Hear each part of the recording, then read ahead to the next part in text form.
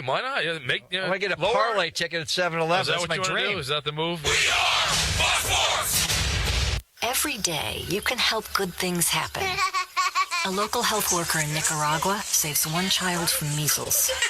Then she helps save 3 children from malaria, and 10 children from diarrhea, and 20 children from pneumonia. When you help one, you help save so many. Visit goodgoes.org to find all the ways you can help the good go further. Brought to you by Save the Children and the Ad Council.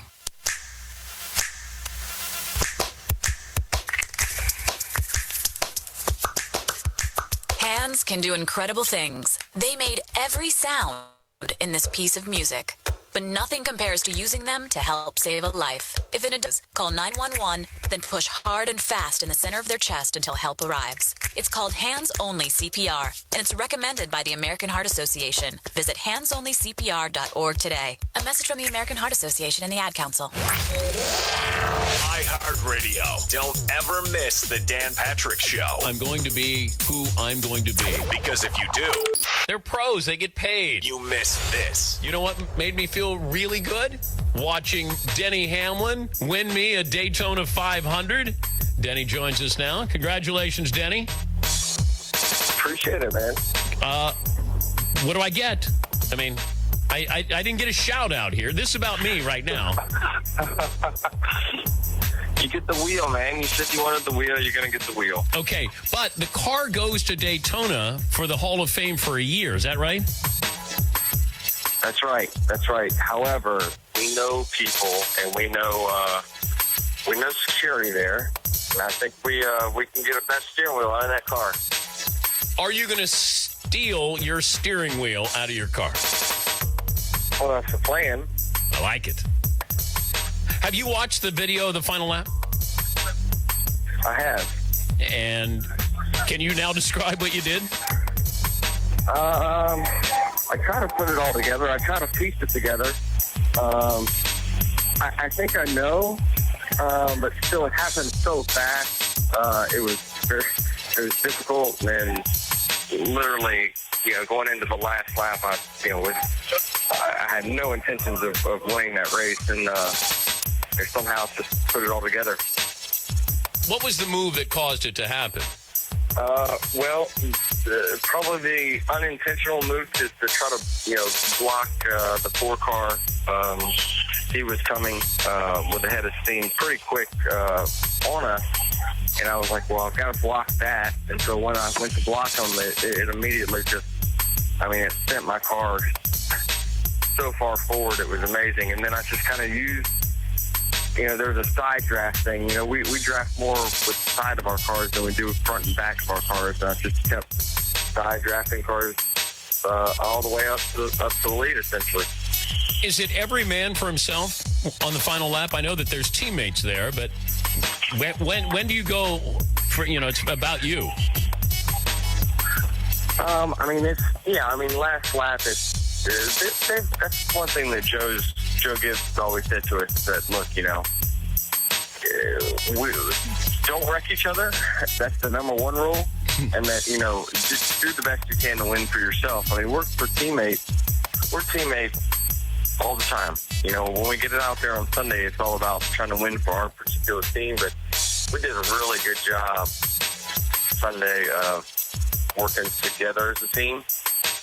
But that last lap was crazy. It was unbelievable.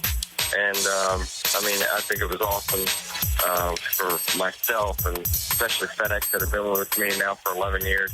It's been great. When did you know you'd won? I didn't know until probably 20, 30 seconds afterwards. I kept asking if we had won or not, and several different people keying the radio at the same time, so I didn't know. And then I heard screaming and yelling, and I looked at the pylon. It still said my number, so I was just like, this better not be a pump fake. Did you say anything to Martin Truex Jr.? Yeah, we are all on a group text and talk to each other, and I was just, I felt bad for him. I felt bad for Matt.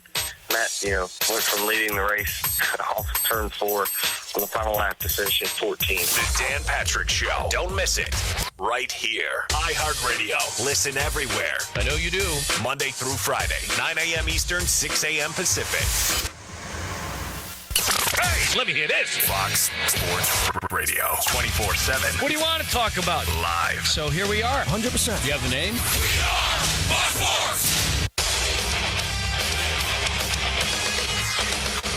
Fox Sports trending now. In top 25 college hoops, we have a tight one in Austin, Texas. Despite 30 points from Buddy Hield, the 25th-ranked Longhorns have a 63-58 lead over number 3 Oklahoma with under 2 minutes to go in the second half.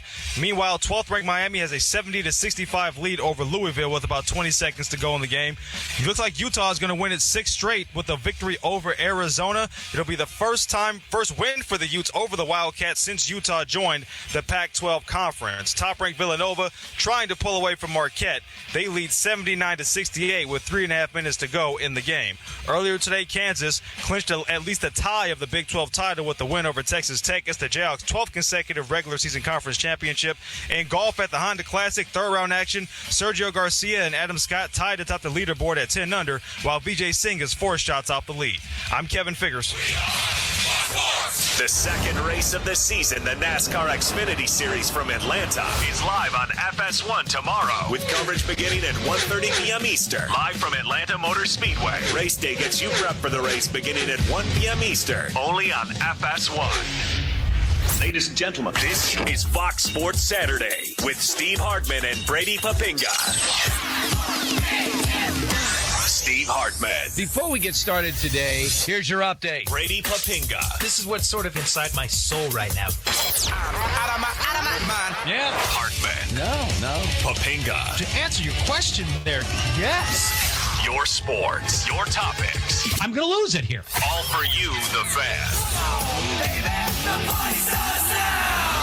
Now, here's Steve Hartman and Super Bowl champ of the Green Bay Packers, Brady Papinga.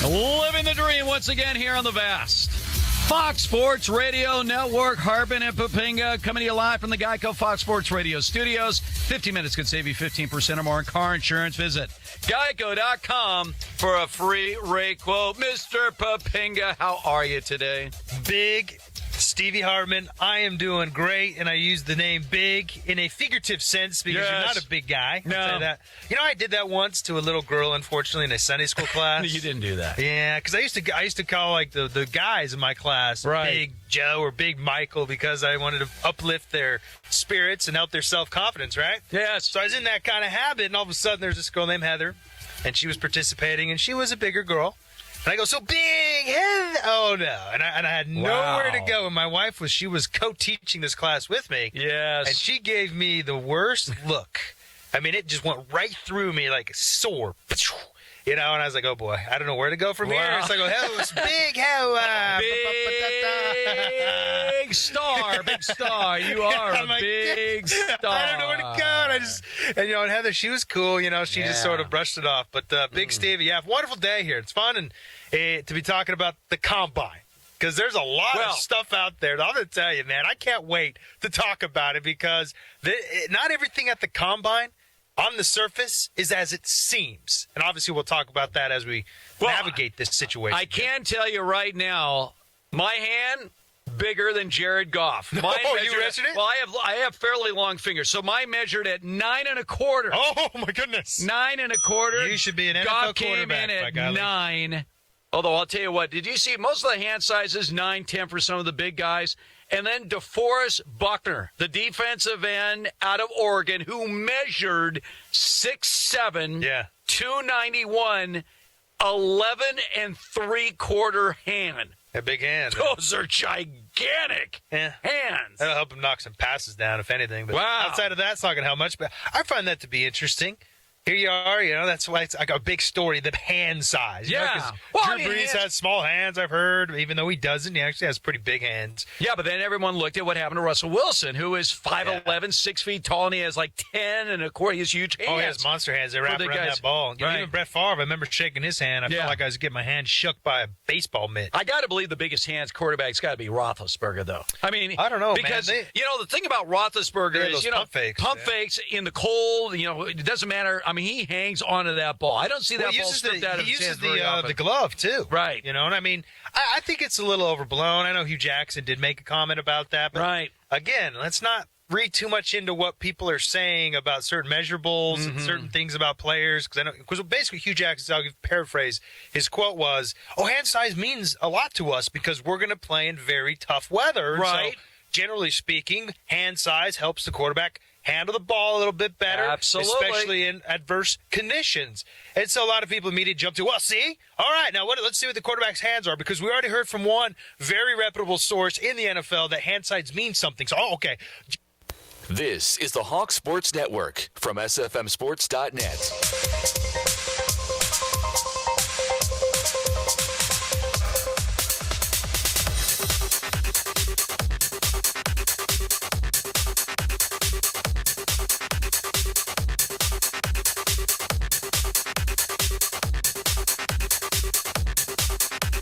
This is the Hawk Sports Network from SFMSports.net.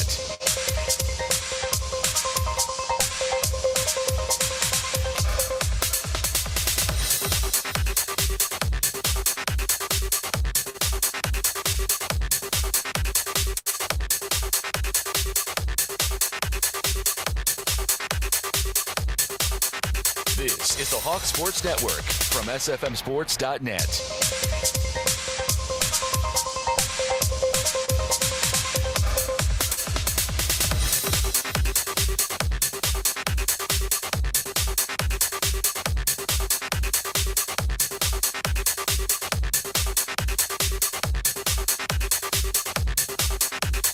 This is the Hawk Sports Network from SFMSports.net.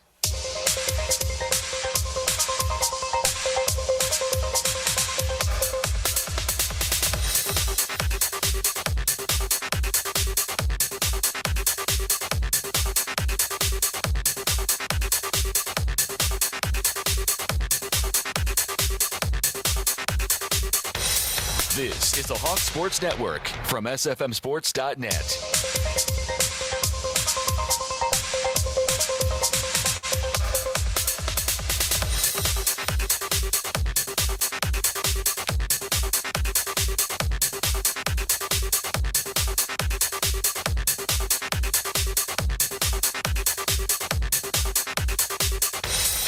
This is the Hawk Sports Network from SFMSports.net.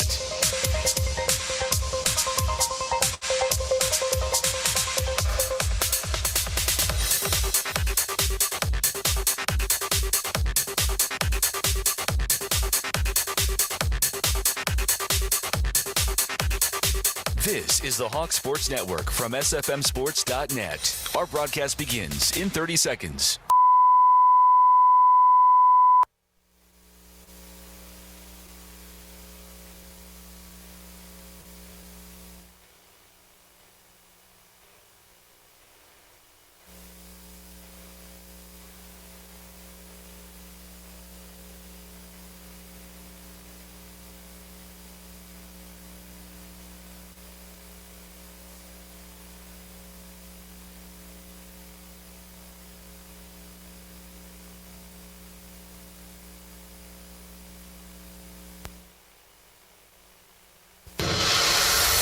University of Maryland Eastern Shore and SFMSports.net welcomes you to this presentation of UMES Hawks basketball.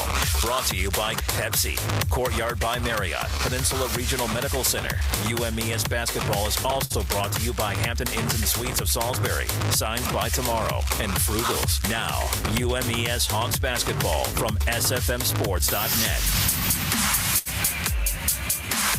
It's senior day for the Maryland Eastern Shore Hawks in their final home game of the year and the penultimate game of the regular season as the Hawks host their bitter rivals from just up north, the Delaware State Hornets. Welcome inside our pregame coverage of Maryland Eastern Shore basketball here on SFMSports.net and on Fox Sports 960 in Salisbury. I'm Brendan Gulick, looking forward to the play-by-play of today's game as UMES is desperate to get off this slump. They have lost 5 in a row and are reeling down the stretch. And the big news of the day, senior guard guard Devin Martin is unavailable for today's contest. He is battling a right knee injury. His return in the regular season is doubtful.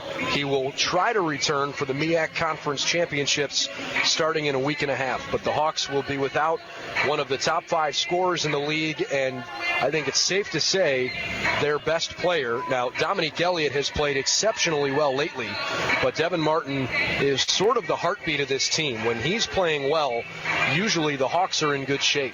When Devin does not play well, the Hawks struggle, and they are going to need to go with the next man up philosophy today if they want to swing things back in the right direction.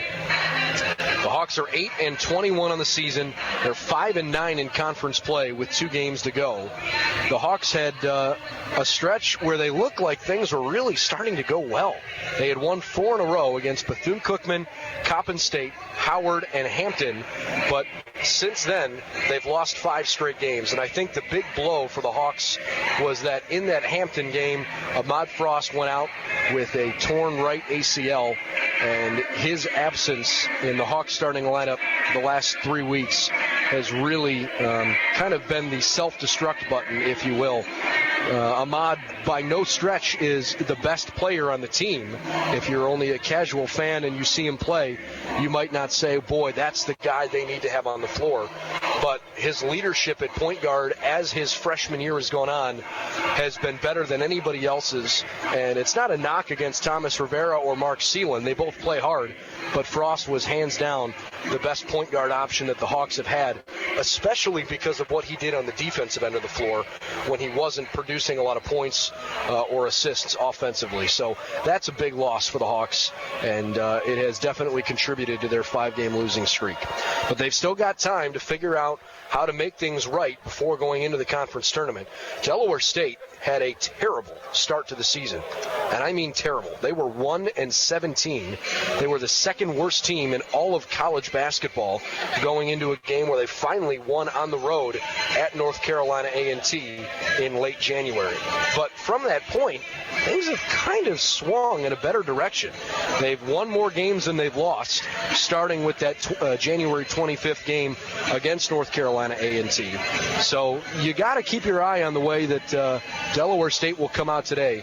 They beat the Hawks 2 weeks ago, and they're 6-4 over their last 10 games since that 1-17 start. So this Del State team is starting to piece things together. They also ride a freshman, Devin Morgan, who is the team co-leader in scoring. He leads the squad in rebounds and assists. He's also their best three-point shooter. 4 different times this year, Devin Morgan has won the MEAC's Rookie of the Week award. He is averaging almost 12 points and over 3 rebounds per contest. Morgan will likely play a big role today. Also expect a lot from junior guard DeAndre Haywood. He's the second leading scorer on the team and had a season-high 24 against Maryland Eastern Shore 2 weeks ago. So Morgan and Haywood, 2 big names to watch for the Hornets. We'll take a timeout, and when we come back, we'll continue to preview our game here this afternoon. The pregame countdown clock right now is at 5 minutes. When that hits triple zeros, the teams will finish up their warm-ups, and there will be a presentation on the floor for the 2 seniors for Maryland Eastern Shore, Dominique Elliott and Devin Martin. So we'll continue our preview of this afternoon's game when we come back. This is the Hawks Sports Network from SFMSports.net. Do you need a break, a getaway? Plan a visit to Hyatt Place Dewey Beach in Delaware. Lay back, relax with your toes in the sand, and unwind to the sounds of the ocean. Please your palate with a delicious meal at Cape Hassa Restaurant on the bay while taking in the sights of a beautiful sunset. It's time to get away and make that getaway to the Hyatt Place Dewey Beach. Call 302-864-9100 or visit HyattPlaceDeweyBeach.com. Make a lifetime of memories in your own backyard at Hyatt Place Dewey Beach. That's Hyatt Place Dewey Beach on Facebook and Instagram. Peninsula Regional Medical Center is proud to be recognized as a national healthcare leader, delivering exceptional healthcare by exceptional people. The professional staff at PRMC is equipped to handle most injuries and illnesses that are non-life-threatening and can deliver immediate medical attention without an appointment. To get more information and up to the second wait times, visit peninsula.org. PRMC, proud to be the official healthcare provider of the UMES Hawks.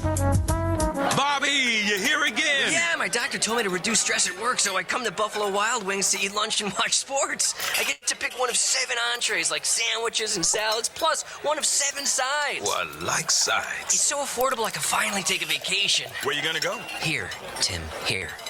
Introducing the new B-Dubs Fast Break Lunch Menu, starting at a new low price. Dine in or order takeout weekdays between 11 and 2. Participation and availability may vary. Buffalo Wild Wings. Wings, beer, sports. Consider the cup holder. There's probably one feeling empty next to you right now. No Pepsi, no hope. Just look at it, won't you? All across the country, cup holders are being neglected. Instead of Pepsi, they're being filled with loose change or crumpled up receipts. But you can help. Get a Pepsi and refresh a cup holder's life. Our thirsts are counting on it. In fact, I'm having one right now. That is refreshing. Pepsi, refresh yourself. Refill your cup holder. This is Hawks basketball from SFMSports.net. Maryland Eastern Shore out on the floor with Delaware State, getting ready for our matchup here this afternoon on Senior Day. We'll take a look here at the conference standings and a couple of the upcoming games here in the final week of the season. The MEAC currently paced by Hampton, who's 11-2, but it's a tight race at the top. South Carolina State is 11-3, and Norfolk State right behind them at 10-4. Now, Norfolk State lost to Delaware State, if you can believe that. Delaware State beat them by 3 points last Saturday, and that probably took Norfolk State out of the conference championship race in terms of the regular season crown. But Norfolk State is still going to be a very difficult team to beat down in Norfolk when they play in the conference tournament. Hampton with a half-game lead over South Carolina State is another team you're really going to have to keep your eye on. South Carolina State has been very, very good at home, and they're only a half game behind Hampton. South Carolina State with 2 games left in the year. They play at Savannah State today, and they play at home against Bethune-Cookman, who's very good, on Thursday. Hampton has 3 games left. Hampton will play today at home against Howard.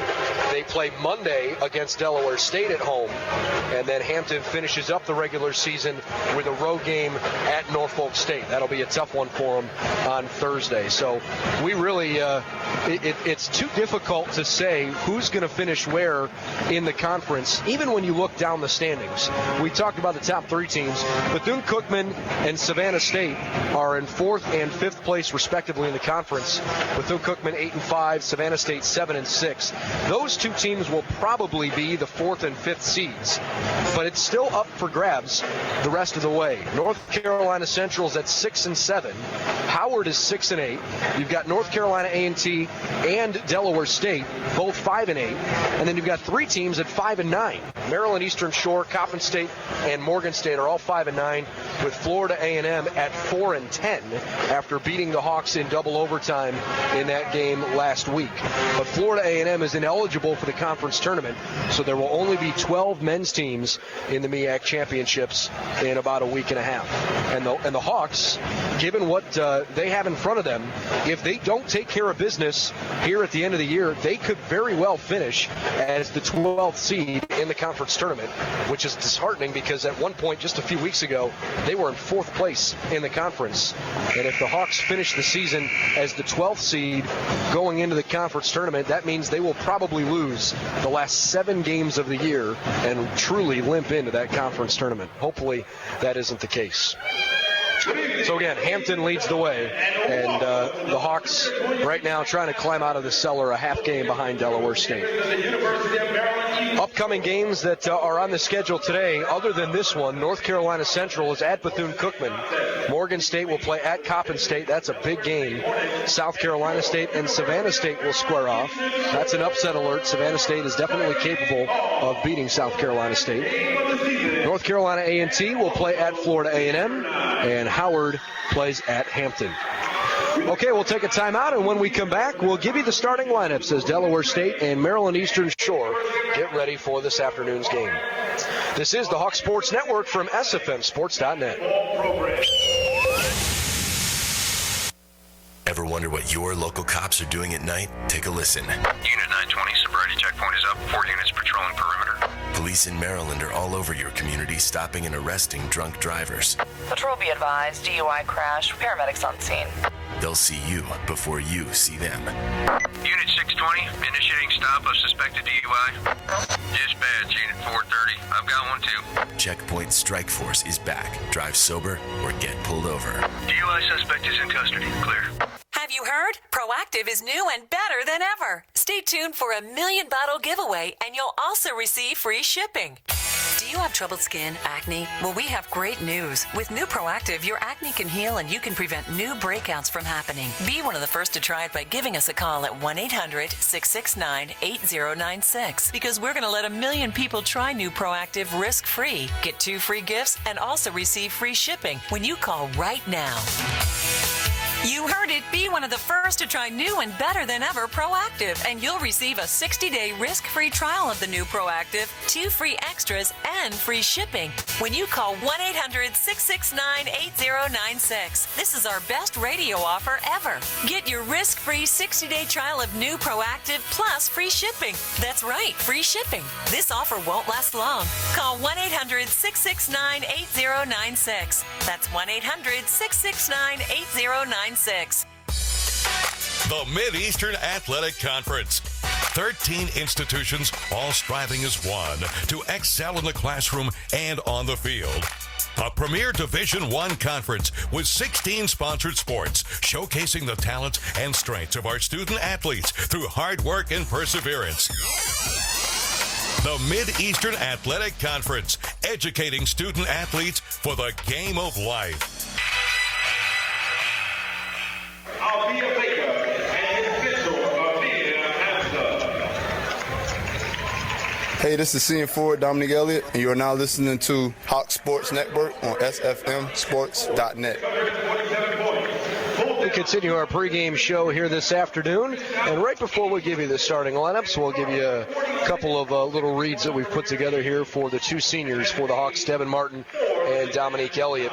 Devin was just brought out on the middle of the floor with his parents and a couple of his brothers and several of his mentors and academic advisors as well.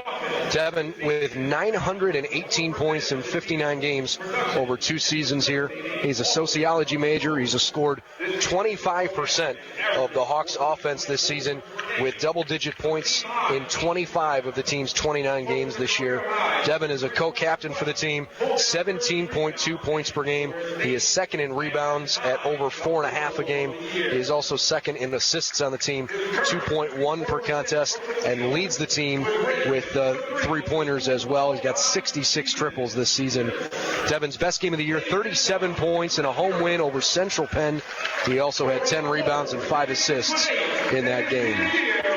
The other senior for the Hawks, who is walking back toward the bench as we currently speak, is Dominique Elliott. He was just out at midcourt with Coach Bobby Collins, his mother and his grandmother, and also his aunt. Dominique, during his Hawks career, 647 points, 250 rebounds, 82 assists, and he has started 46 of the 61 games that he's played with a shooting percentage over 50%. Dominique, also a sociology major, went from a secondary option in the post as a junior last year to basically becoming the most important player on the roster for the Hawks this season. 8 double-doubles on the year in the 2016 part of the year after just 1 in the first half of the season. One of the best big men in the conference. He's averaging 14.4 points per game and a team-high 8 rebounds per contest. Elliott's got 23 points in 2 different games, and he had a career-high 13 rebounds at Delaware State 2 weeks ago. So, and one more note, 54% from the field. That would rank 3rd on the school's all-time single-season shooting list should he stay in that spot. So Dominique Elliott, Devin Martin, the 2 upperclassmen for UMES, and they were recognized here before the start of today's game. Let's look at the starting lineups here as the Hawks are about to be announced on the floor. Delaware State was just announced to the crowd. So we'll start with Delaware State. The Hornets on the season 5-8 in conference. They are 7-21 overall. DeAndre Haywood's a junior guard from Patterson, New Jersey. Devin Morgan, the freshman guard from Chester, Virginia. Those are their two key players. Eric Dickerson, a senior guard from Chicago. Jason Owens, a senior forward from Seaford, Delaware. And Demola Onifade, a freshman center from Nigeria. Those will be the starting five for Del State. Head coach is Keith Walker. He's in his second season, also served as an interim coach in the 2013-2014 campaign. The Hawks will have a different kind of starting lineup out there, and it's going to be an interesting day for UMES. We'll just put it that way. Sophomore guard Ryan Andino makes the start. He's a sophomore from Fort Lauderdale. Junior guard Mark Seelan will get a start at point guard. Bakari Copeland, a junior forward from Decatur, Georgia. Derek Kopech, who we had on Hawks Talk this week, he is a graduate student from Atlanta. And Dominique Elliott, the senior forward from Savannah, gets the start as well. So for Delaware State, Haywood, Morgan, Dickerson, Owens, and Onifade. And for the Hawks, Andino, Seelan, Copeland, Peck, and Elliott. The Hawks are led by second-year head coach Bobby Collins. He is now under 500 in his career, 207 and 208 in 14 seasons at UMES 26 and 36. Our officials today are Everett Summers, Ernest Prevost, and Gene Griffin.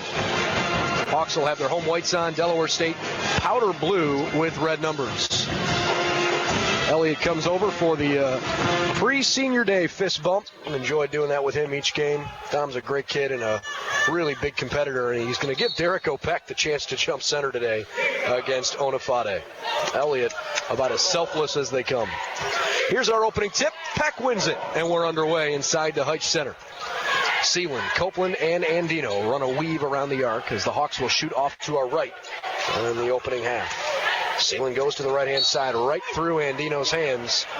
And Seelan takes, well, I guess you could say he takes credit for what he thought was a bad pass. The clock continued to tick down. They've got to reset that. Maybe Andino wasn't expecting the pass to go to the outside there.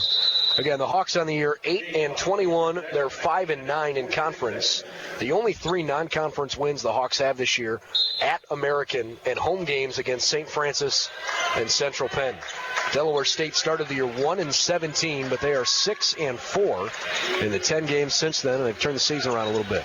Three ball in the right corner for Eric Dickerson. Ricocheted back toward him after it missed too long. Andino grabs the rebound. The Hawks come back up the floor. Copeland on the left wing. He's played an important role for UMES this year after having a couple of struggles midway through the year. Bakari with double-digit points in 14 of his last 18 games. Andino bounces toward the left corner where Elliott circles toward the paint, tucks it like a football. Hard up, no foul call. The ball goes out of bounds and stays with the Hawks. It was well defended by Onifade.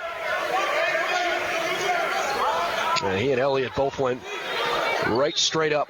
Dominique just couldn't sneak it over his hands. Derek Opek with his first start of the season for UMES. Here's Andino, right wing three. Bottom of the net. Well, Ryan Andino is going to be a big, big player today for the Hawks if they want to win this game. Andino coming off of a dozen against Florida A&M. He also had 12 2 weeks ago against this Del State team on the road. Dickerson, left wing, drives into the paint, stops, turns around, fades away, and puts it in from just inside the free throw line. Eric Dickerson, spelled A-R-I-C. Here's Andino, another right wing triple. Nope. Peck tried to grab the rebound. He tipped it to Elliott, who power dribbled, forced it in. 5-2, UMES, 18-20 left in our opening half. Thanks for tuning in to Hawks basketball today and all season long. We appreciate the support. Final game of the regular season will come on Thursday against Morgan State.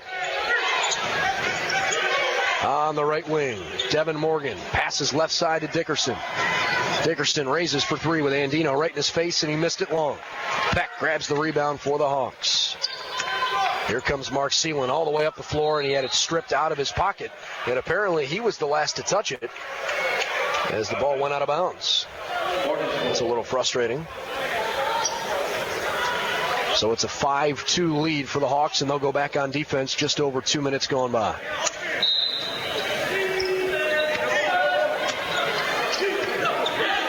Hawks go back on defense here, waiting for Delaware State. They finally cross the timeline. Haywood right at midcourt, goes to the left, through the left lane, dumps underneath, two-hand dunk, and one. Onifade didn't realize he got fouled. He was literally sprinting back to defense. So Onifade will shoot a free throw after Ryan Andino picked up his first and the first foul of the game.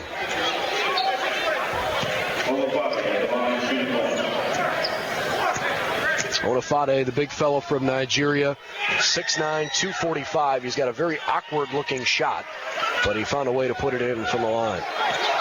Lady Hawks earlier today were terrible from the free throw line. Hopefully on the men's side things will be better. Copeland's open for a left corner triple, and it's too short. Delaware State collides into each other as they all jump up for the rebound. Morgan finds a teammate trailing behind him. It's Owens. Back to Morgan, right wing. He's got a headband on today. To the top of the arc now in Dickerson. Dickerson finds Haywood in the right corner. Haywood left-handed dribble back to the top of the floor. Shot clock's at 10. Haywood tries to go around Copeland. He has Owens roll behind him. Through the left lane, blocked out of bounds by Derek O'Peck. It was not a crazy good block, just a nice job by Peck. Trailing him, put the hand up, and tipped it out. 6 to shoot for Del State. On the inbound, jumper coming from Owens. No good. Copeland ricochets that rebound toward the sideline. He goes crashing into a couple of fans as he saves it. 5-5 game. We are just over 3 minutes in. Elliott on the right baseline is in a double team. Bounce Copeland, who zings it underneath to Derek O'Peck. Up and in. 7-5 Hawks. 16-42. I like the offense the Hawks are running so far. Again, no Devin Martin today for UMES, their leading scorer, and really the heartbeat of this team is a senior. I know he's disappointed he can't play today for senior day, but Devin told me before the game he's going to do everything he can to get ready for the conference tournament. Free ball from just off to the right of the top of the arc, missed to the right from Haywood. Hawks get the ball back, up by 2. Copeland lost the handle, poked away, and Dickerson comes up with it. Now Morgan dribbling far right side of the floor. Up top Dickerson, and he'll get back to Morgan to run the offense. Hawks by 2, nearing our first media stoppage. Owens in the right corner. They work it around the arc to the left corner for a Dickerson triple. Nothing but net. I mean, that ball was so pure, the net hardly moved on the way down.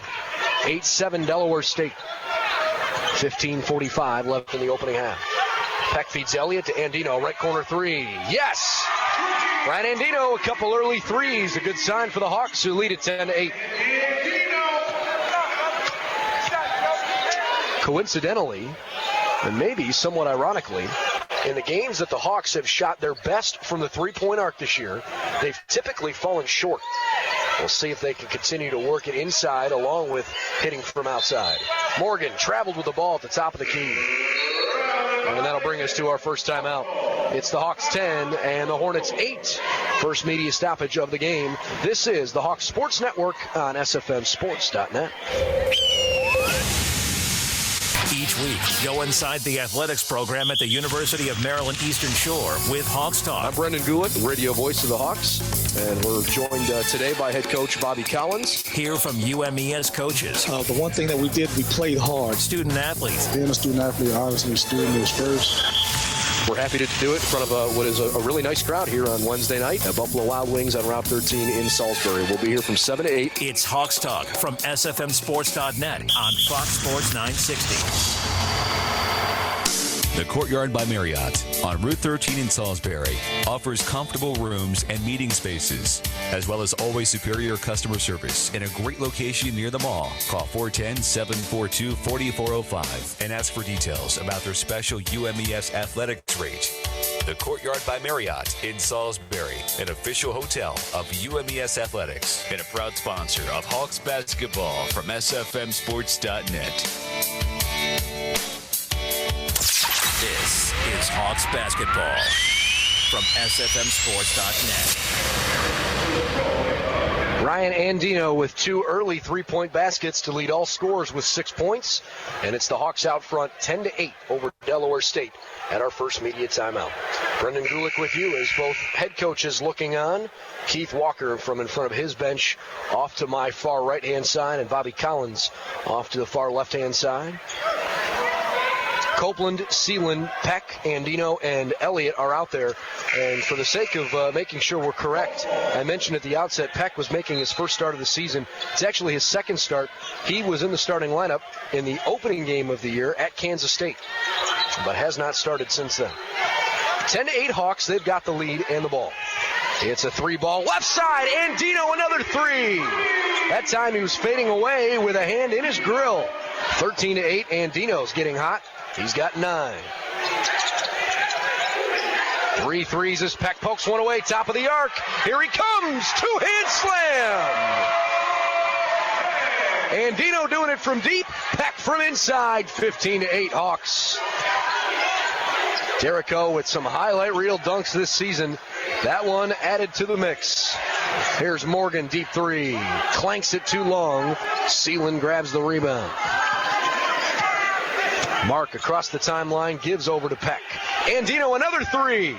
He almost made it, and Jericho Peck came out of nowhere for a putback dunk. Oh my goodness. Even I was out of my seat. 17-8. Devin Martin is standing on the bench, and he's excited as anybody in the building. Hawks by 9, 6 minutes in. Del State can't work it inside the perimeter. Here's Haywood, poked away. Andino finds Seelan streaking up the right side. Mark goes into contact, and that's an offensive foul. Seelan gets called for his first. Even still, there's no calming down this crowd right now. We'll see what Delaware State can try to do to weather this storm a little bit. They're going to bring Dana Racer off the bench. Eric Dickerson dejectedly walks over and takes a seat. Here comes Morgan across the timeline. Passes to Haywood, back to Morgan, left side. Now to Razor. Morgan one more time. They just pass back and forth around the perimeter. Into the high post. Owens wants to work.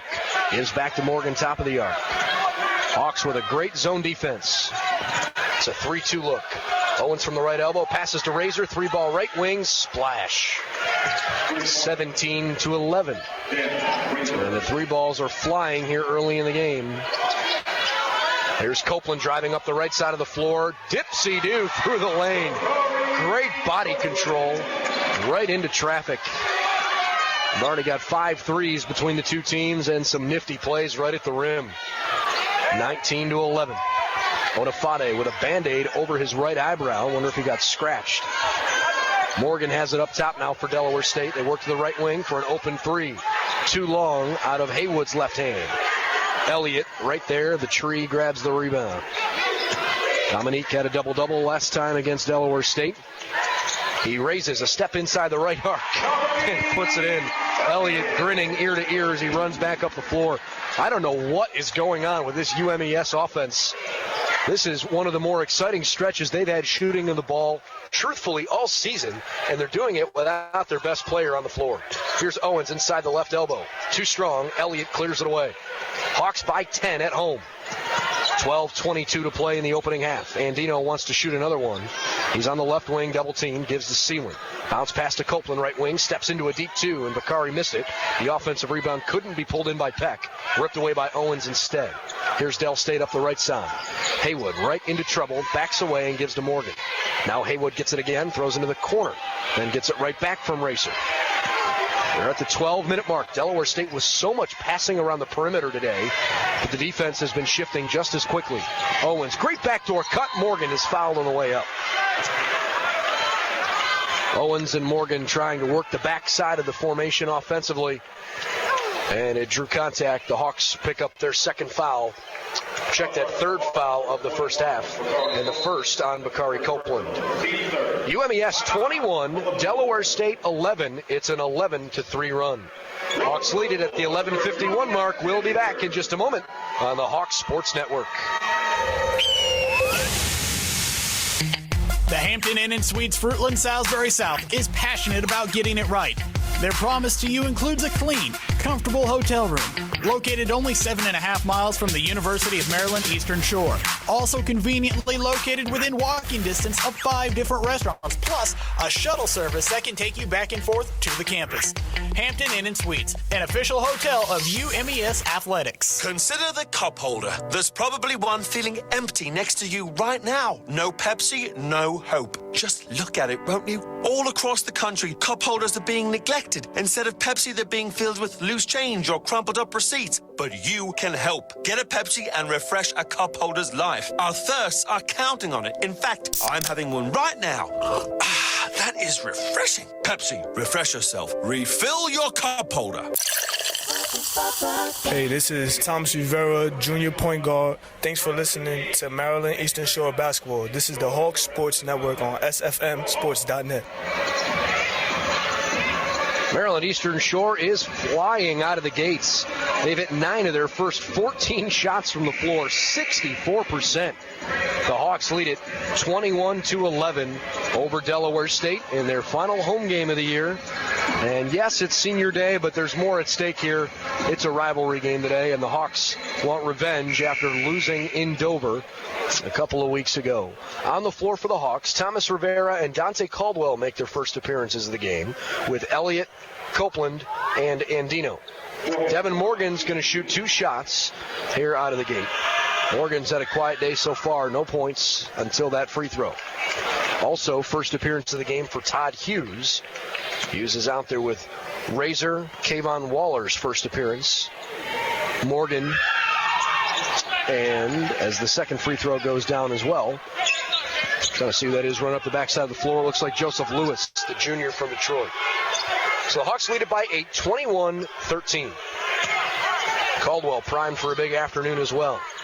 Rivera dribbles to the left side of the floor, bounces to Dante in that left corner. Caldwell spins baseline. He's denied by Lewis, who's all over him. Dante needed some help, threw it away as Lewis deflected it. That was definitely a mismatch that favored the visiting blue and red. 11:24 left in the opening half. Hawks by 8. Kayvon Waller just right of center. Passes over to the freshman and reigning conference rookie of the week, Devin Morgan. Morgan passes left wing. Right back to Morgan. Now over the right side. Hughes looks in the high post. Lewis redirects to Morgan. Left corner 3 from Razor. Rattles away, no good. Lewis the offensive rebound. And he passed it underhand style to literally nobody. I think he was expecting someone to be there, and as soon as he let go of the ball, his arms went up and touched the top of his head, as if to say, whoops. Nobody there. All right, so we're 9 minutes into the game, and the Hawks lead by 8 points. Caldwell, Andino, and Rivera, the 3 guards outside the arc. Copeland and Elliott the forwards as Bakari sets the screen. Into the left corner, Andino finds Elliott underneath. Great ball rotation, and Dominique got hit on the way up. Looks like Lewis fouled him. Is it on Lewis or Racer? I guess it's on Racer. Interesting. So Dominique Elliott to the free throw line, where the last couple of games he has struggled from the stripe. After a stretch where he'd been really good, lately not so much. Dominique hits the first. 22-13. I think Joseph Lewis may have had a little bit of blood, so he had to have something wiped up by one of the trainers, but he's okay, still on the floor. Derek O'Peck waiting to check back in for UMES. Even though Peck's a grad student, he is not in his final year of eligibility. He'll be back next year. Elliott buries the free throw as Peck replaces Dante Caldwell. No check that he's going to replace Copeland, and Peck and Caldwell will just switch positions. So Copeland has a seat. Derrico helping play in the backcourt defensively. Here's Waller right in front of us at the midcourt scorers table, opposite side. In the corner, Lewis double team, jumps and throws it up top. Poked away by Rivera. Here he comes. Easy layup with the right hand. 25-13. The Hawks have almost doubled up Delaware State in the first 10 minutes of this game. It has been impressive. Andino and Peck, the 2 big big exclamation points offensively. Looks like there might have been a hand check foul defensively in the paint. And it goes on Elliott, his first. Fourth foul on the Hawks in the first half. Only one so far on Del State. Elliott will sit down with Isaac Taylor coming in.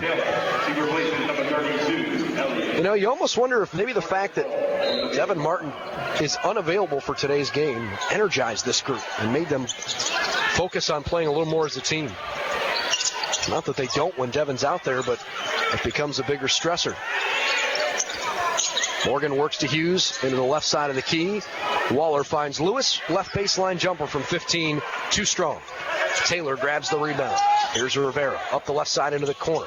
Andino's open up top. Fake from three. Now took a dribble. Raised and hit. He's got another. 4 3-pointers for Ryan Andino. 12 first half points, and the Hawks lead at 28-13 over Delaware State. Lewis from the left elbow. Gives up top to Morgan, then sets a screen. And Devin tries to answer, and he does with a three. Devin Morgan with a pretty good set of defense in front of him. Put in a triple. 28-16 Hawks. They'll go back slowly into the offensive forecourt. Morgan, in his first 10 minutes of action, has 5 points. The ball rolled out of bounds off a bad dribble and goes back to the Hornets. Hawks by a dozen. A lot of tension in this building. Love seeing this team shoot the ball the way they are from the outside early on. Andino's hit 4 of 6 threes. Derek O'Peck's hit all 3 of his shots from in close. And Lewis misdribbled the ball underneath the basket. Tried to power dribble it back up into his belly, and he just didn't handle it cleanly. By the way, Derek O'Peck, his shooting percentage on the year with his 3-for-3 start today is now up to 74%. Derrico went through the lane and passed off to Taylor, but got fouled in the action. It goes on Lewis, who just committed that turnover on one end and then a foul on the other end, and he's going to get yanked out of the game. He'll be replaced on the floor by Mirjan Gasovic. Gasovic from Serbia. Left corner three from Dante Caldwell off the inbound is up and in. 31-16 Hawks. 8:43 to play in the first half. Dribbled in the high post. Waller can't handle it. Poked away, and it is the Hawks that come up with it. They've got numbers 5 on 3. Caldwell, coast to coast, missed the layup. Andino was trailing him on the perimeter, but Dante went hard after it. And then Dante went too aggressively after the loose ball. Good sportsmanship in the backcourt as Devin Morgan helps him to his feet. Caldwell maybe a little bit selfish there, but hard to blame him for seeing the driving lane and wanting to be aggressive. Dante commits his first personal foul, team 5th. And now Caldwell exits with Mark Blackman coming off the bench for the first time. Blackman said in the pregame warm-ups today he was shooting on the floor about 3 hours before the women started and was just hitting bucket after bucket after bucket. And he looked at me and he winked. He goes, "I'm going to be hot today." Well, I hope he's right. Hawks 31, Hornets 16. Blackman, Rivera, and Andino are the guards. Taylor and Peck the forwards. Morgan tries to drive on Blackman, kicks left corner. A fake and a drive, and into the middle of the paint. Back out top to Hughes, who traveled. Racer was trying to say, hey, wait a second, I was going to shoot that. Well, then why'd you pass it? He's looking at his teammates, making the motion with his hand like he's going to shoot. UMES with a great start to the game. They're up 31-16, shooting the ball very well, hitting 12 of their first 18 as Peck goes hard to the rim and gets hit. No shot, foul on the floor. And it's on Devon Mallory, who also just checked in. Mallory, the 6'7 freshman forward from Dover, and a product of Polytech High School. Rivera looking for an inbound play. Finds Peck in the corner, back up top to Andino, who's already got 4 triples. Feeds Taylor, right block, and Isaac got fouled. Wow, I thought he might have been called for a travel. Instead, Gasovic put his hand on him. That's the 4th foul on Delaware State. We are at the 8-minute mark of the first half. Rivera looks to inbound, finds Taylor. Up top to Ryan Andino, who's being guarded much more closely around the perimeter. Andino's career high is 18, season high 16. Rivera blasted up top, no foul call. Blackman to the left side. Here's Peck underneath. Skip pass Andino, steps into a three. Everybody rose out of their seat. He missed it though. And the rebound pulled in by Racer. There's a tough no call that went against Rivera at the top of the arc there. Here's Hughes, left corner triple. Too strong, high rebound, and Peck grabs the rebound. Boy, I thought Racer went over his back. No call. Blackman in between the circles, goes to the right, where Taylor and Peck will pass back and forth. Now it's Rivera who runs the point. Half the shot clock has expired. Just over 7 minutes to play in the half. Rivera finds Andino for a spot deep two, and he missed it. Blackman there for the offensive rebound in the left corner. They'll reset things. Rivera did not start today. Mark Seelan and Ryan Andino started with Peck, Copeland, and Elliott. First time that starting five has been out there. Blackman protecting the ball, goes to the free throw line, raises and hits. 33-16. UMES. 6:40 left in the first half. Morgan passes to the right side of the forecourt and gets it right back from Hughes. Then goes left side to Razor and gets it back. Morgan finds Hughes once more, who drives by Rivera, who slipped, passed into the right corner, circling around Gosovic underneath, dishes off Hughes' layup. Delaware State pulls within 15. It's 33-18. Hawks are playing at a high energy level in the first half. A couple of sloppy mistakes, but for the most part, this group is playing very well together, trying to snap a 5-game losing streak. Peck hard to the rim, and one, laid it in. Derek O'Peck doesn't usually lay the ball up. He would much prefer to rattle the rim, but he felt the pressure on his hip, and he did the right thing by just kissing the ball off the glass. Second foul on Devon Mallory. Timeout on the floor with 6:09 left in the first half. It's been an exciting day for the Hawks so far. They lead 35-18, blowing Delaware State out early. You are listening to Maryland Eastern Shore basketball this afternoon on the Hawks Sports Network. Delmarva Power has 2 new ways for customers to save money and energy this summer. There is always something on in our house. Washer, dryer, and in the summertime, the air conditioner. The Peak Energy Savings Credit is a hands-on way for all customers to save money and energy. When a peak savings day happens, make simple changes like waiting a few hours before doing laundry, using a barbecue grill, and more to earn bill credits. We'll even notify you the night before a peak savings day so you'll be ready to save. I'm always looking for ways to save. Energy Rise Rewards is the automatic way for customers to save money and energy. Automatic works for me. On a peak savings day, your central air conditioner or your heat pump will be automatically cycled off and on for short periods. And the difference in temperature is just a few degrees, so you can stay comfortable. So sign up and get started saving today. We know that people want to save. Visit delmarva.com/peak to learn more. Get UMES Hawks basketball anywhere. Listen on your phone with the TuneIn app. Search SFM Sports Channel 2. Maryland Eastern Shore 35, Delaware State 18. This has been a lot of fun to watch in the first half, and I realize this might sound silly, but I'm just trying to call it like I see it. The Hawks right now almost look better without Devin Martin than they have most of the year with him, and Devin's a first-team all-conference player. I don't think there's much question about that at all. Martin he's the best player for the Hawks, but today, I don't know if it's the way they're reacting to Delaware State or if they're just feeding off the energy of some early made baskets. But the Hawks have hit 64% of their shots in the first 14 minutes. Derek O'Peck from the free throw line literally hit the backboard to the right of the rim, but no rim.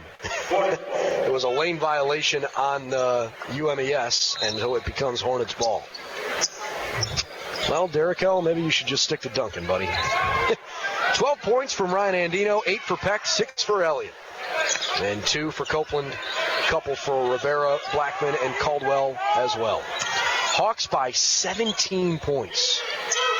Just right of center, into the post now, working in that paint. Gasovic hard to the rim, but he traveled before he could make his way to the hoop.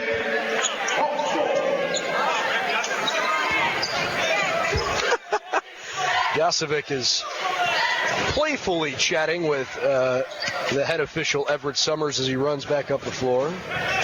I won't repeat what he said. Sealand between the rings, looking to his right, where Caldwell frees up for just a moment. Lob into the low post. Elliott's there. One dribble, up and under, and no good. It popped away. Almost put it in. Rebound to Delaware State. Morgan's running. No look. Pass to Mallory, who up and under spins it home. That was sweet. 35-20. Hawks by 15 at the 5:17 mark. Peck saw an opening, bounced toward the right corner. And Dominique Elliott called for a travel. He carried the ball. All right, so back-to-back poor plays offensively by the Hawks. We'll see if they can tighten things up. Peck, Sealand, Caldwell, Blackman, and Elliott are out there. Morgan finds Hughes right down the middle. Try to pass over the top. Blackman jumps and pokes it away. Here's Sealand running up the floor, and he is fouled on the layup. Dana Racer is looking at the official saying, how can you call a foul? Well, because you pretty clearly fouled him, man. You held his wrist down. Sealand couldn't even throw his arms up in the air. That was a clear-cut foul. So Racer gets called for his second. And Mark Sealand will shoot a couple free throws. Good to see him being more authoritative here today. Sealand with a couple of assists early in the game, and he missed the first free throw.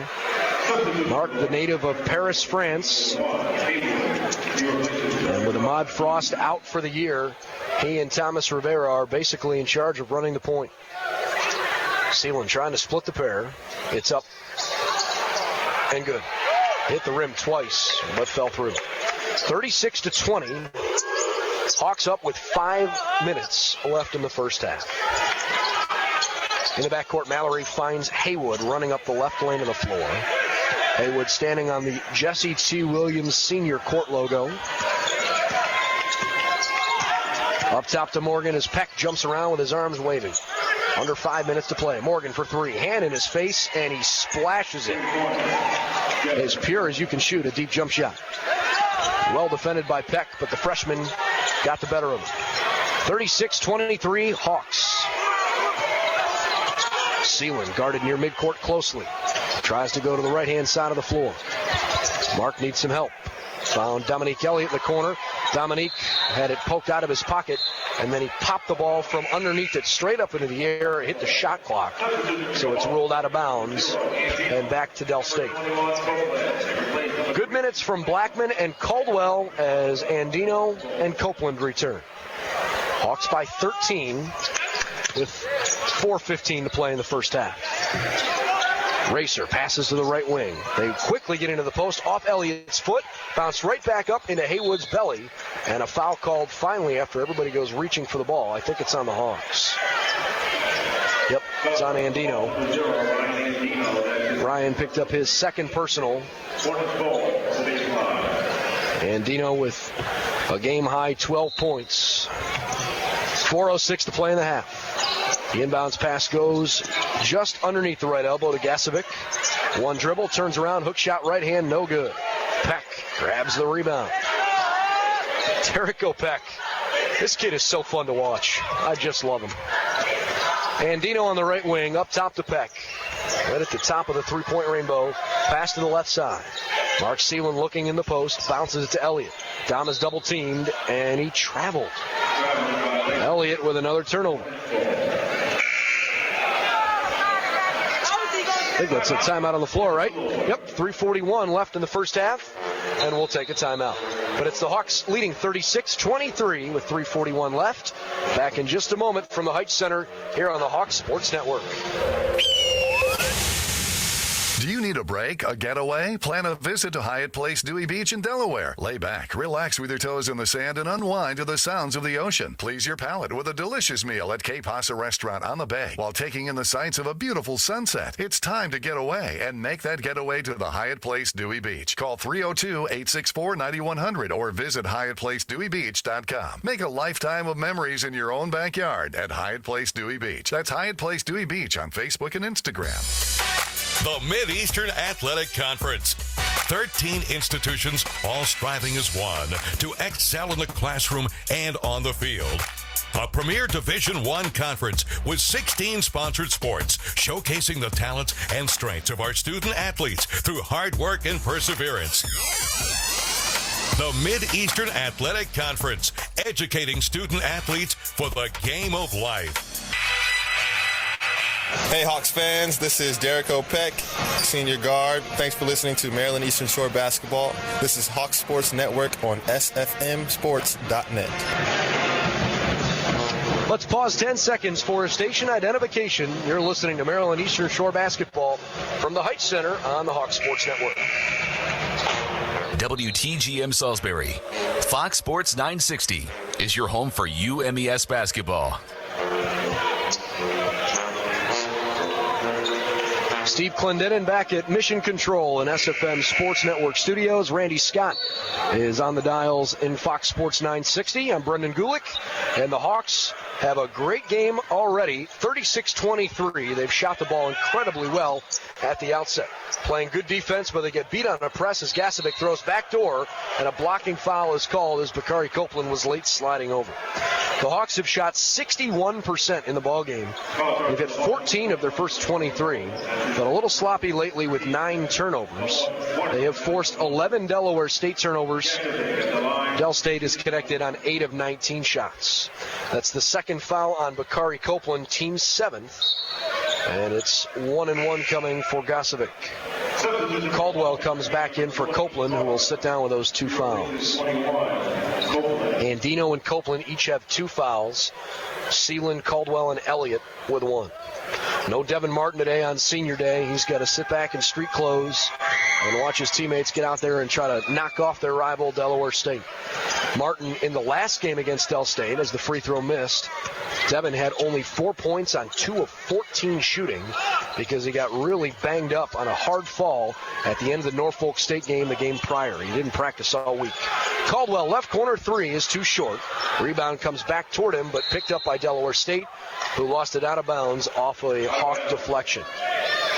So Devin, in the regular season of his senior year, will only play 1 time against his rival Hornets, and it's not a game he wants to remember. In fact, his worst offensive game of the season. We'll see if they adjust the clock. It looks like they may be ready to make that decision. They'll put 3:09 on the first half clock. Mark Blackman back in for Ryan Andino. Blackman had a career-high 4 steals. Second time he's done that. Did that in his last game on that double overtime loss against Florida A&M on Monday. Haywood passes right wing, almost out of Razor's reach. Instead, Gasovic has it in the corner. Passes over the top of the defense to Morgan, who redirects into the left corner. A bounce pass back to Morgan. Looking around, 10 to shoot. Haywood left corner. Into the low left post. Mallory jumps and throws it and quickly zings it back in. Gasovic up, no. Haywood the putback. Delaware State is moving the ball really well on offense. They just haven't hit as many times as the Hawks have had. Sealand has it on the right wing, and Haywood's all over. Now Dante Caldwell, the freshman, in the right corner. And Dominique Elliott tried to throw it into the paint. Peck was stepped right in front of by Morgan. Razor goes all the way up the floor, and the ball goes out of bounds. I think Caldwell may have gotten a piece of it. Truthfully, he's lucky he didn't get called for a foul. 2:20 left in the first half. The Hawks lead it by 11. They were out front more than that as Dominique Elliott well defends the inbounds pass on the shot. The second putback is up, and a weird foul call. I don't think so. Mark Sealand took the ball right out of his hand.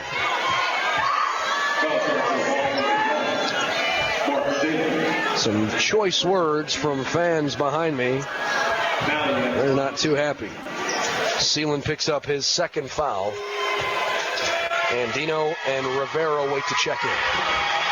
Mallory can't hit the first free throw, so Devon will not be able to make it a 2-for-2 effort from the line. Just the first one. UMES with a 11-point lead. Mallory taking his time, and the freshman put it in. 10-point game, 36-26. Caldwell on the left wing, looking around, threw it away up top. Peck has to play defense now as Razor picked it up. Here's Morgan, 3-ball, buries it. 36-29, Devin Morgan hits the 3. Hawks get it in slowly in the backcourt. Rivera calls timeout as he crosses the midcourt stripe. 1:50 left in the first half. Maryland Eastern Shore, the last few minutes, has fallen apart offensively. It's an 11-1 run for Delaware State. Over 4 minutes and 20 seconds. I don't know why. The game clock is running down from 1:39. We have had more clock issues today than should be permissible all season.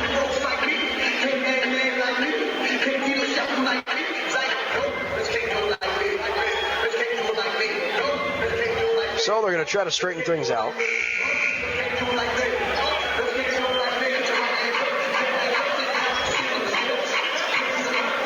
Well, the officials are going to go over and look at the monitor.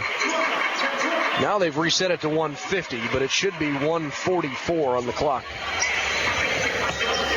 Well, whatever the case is, the Hawks have played well in the first half. You just want to see them not let Delaware State too far back in it here before we get to the halftime locker room.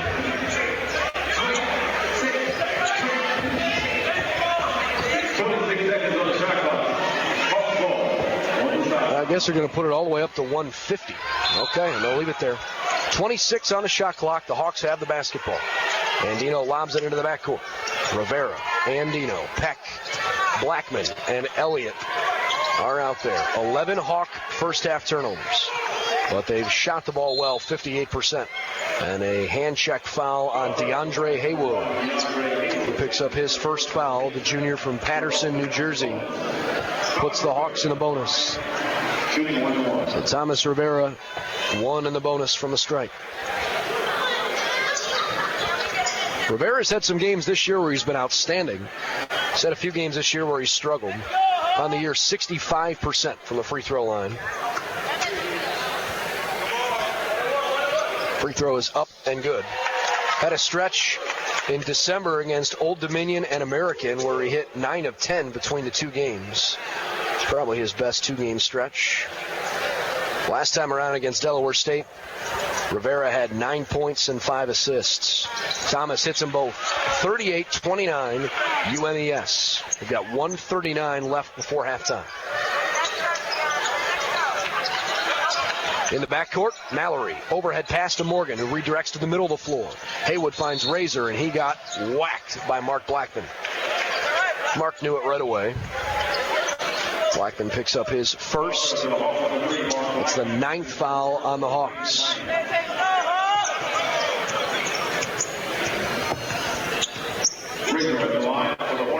So it's UMES by 9 points after what was a furious stretch early on. This game has begun to slow down a little bit.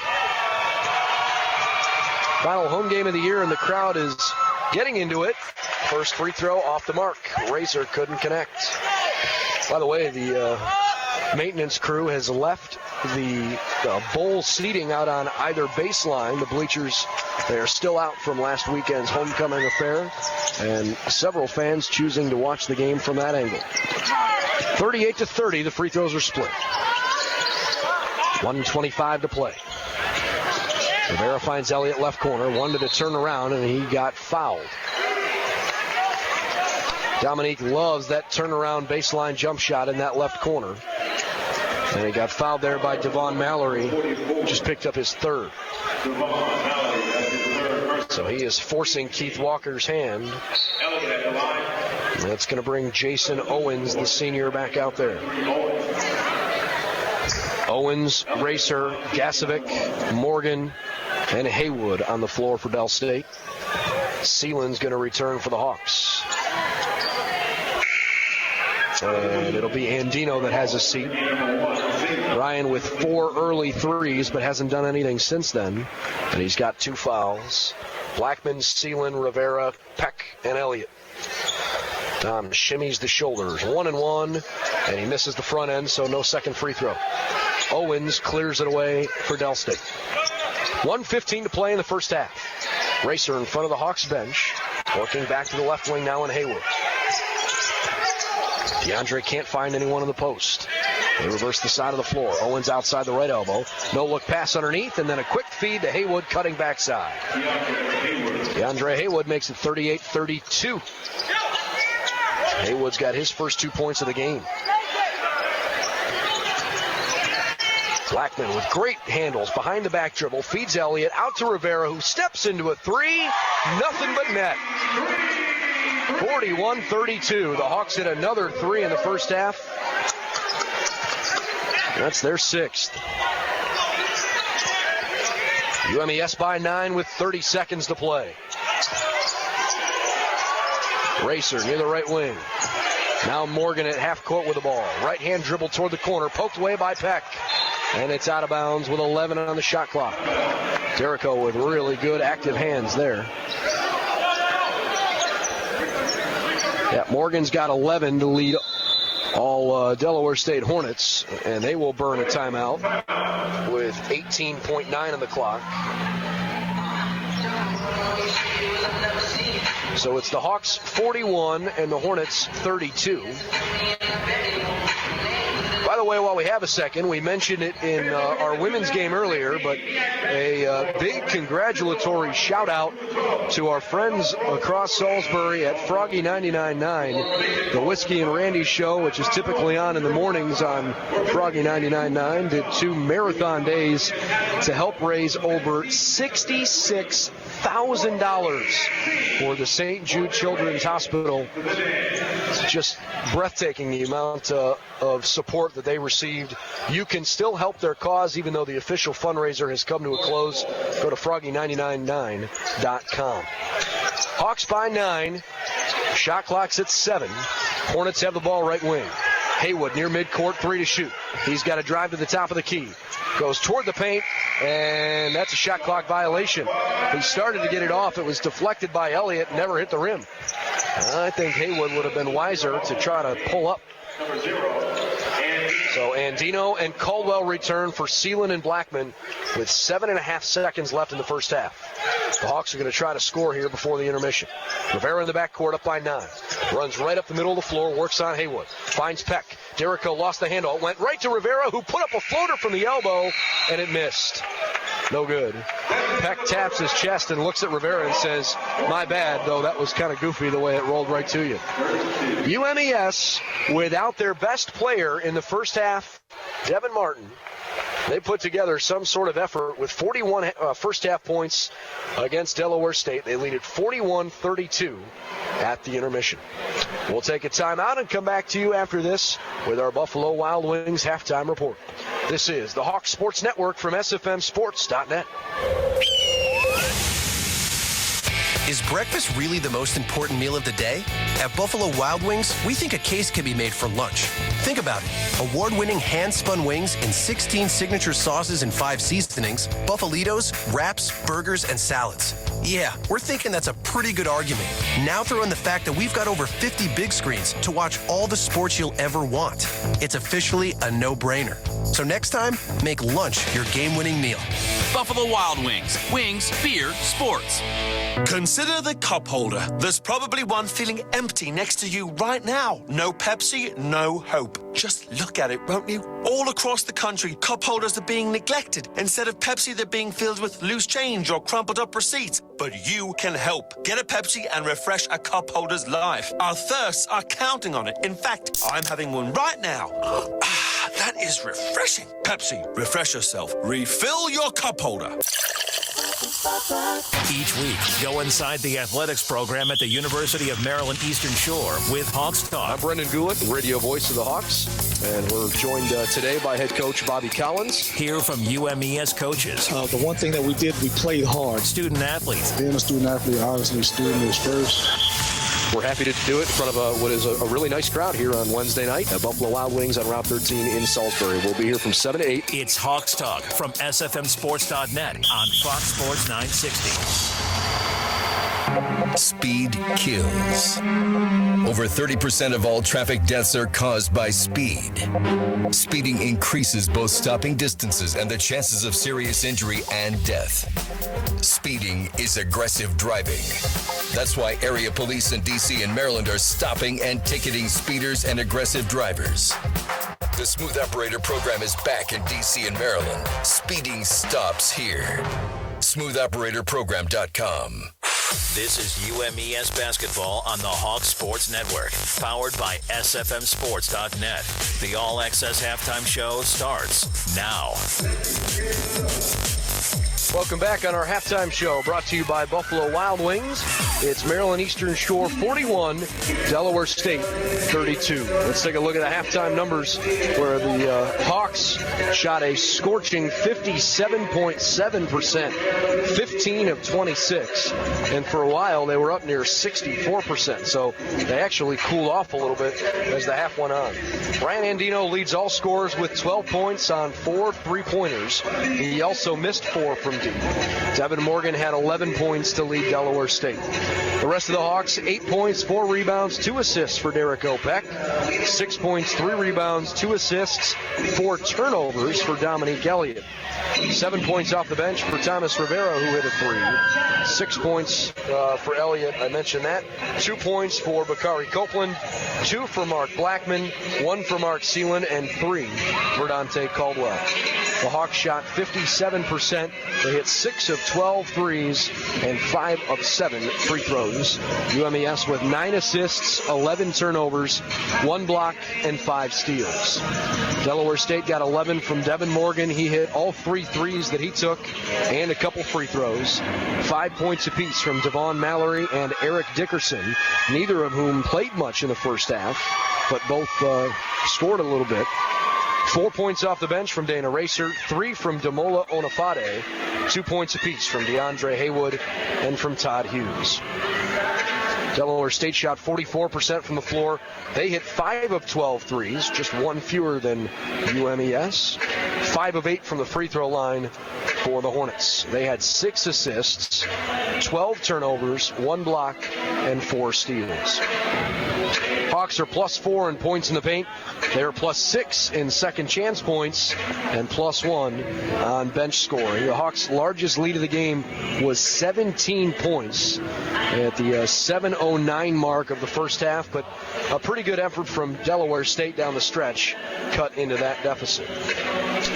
We are about to have another ceremony that we actually had last Saturday, when in front of a homecoming crowd, as a university and as an athletic department, we honored the 2015 cross-country champions who won the MEAC and represented the Hawks.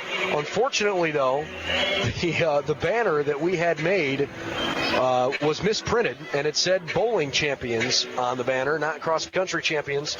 So in an effort to right a wrong, we've got a new banner, and we're going to unveil that at halftime here today. So that's coming up in the gymnasium, but the Hawks are in the locker room trying to figure out how to stay hot against Delaware State. 41-32, our score at the break. We'll take a 2-minute break. When we come back, we'll take a look around college basketball. Lots of games today that are being played all across the country, including some in conference, and already one big upset.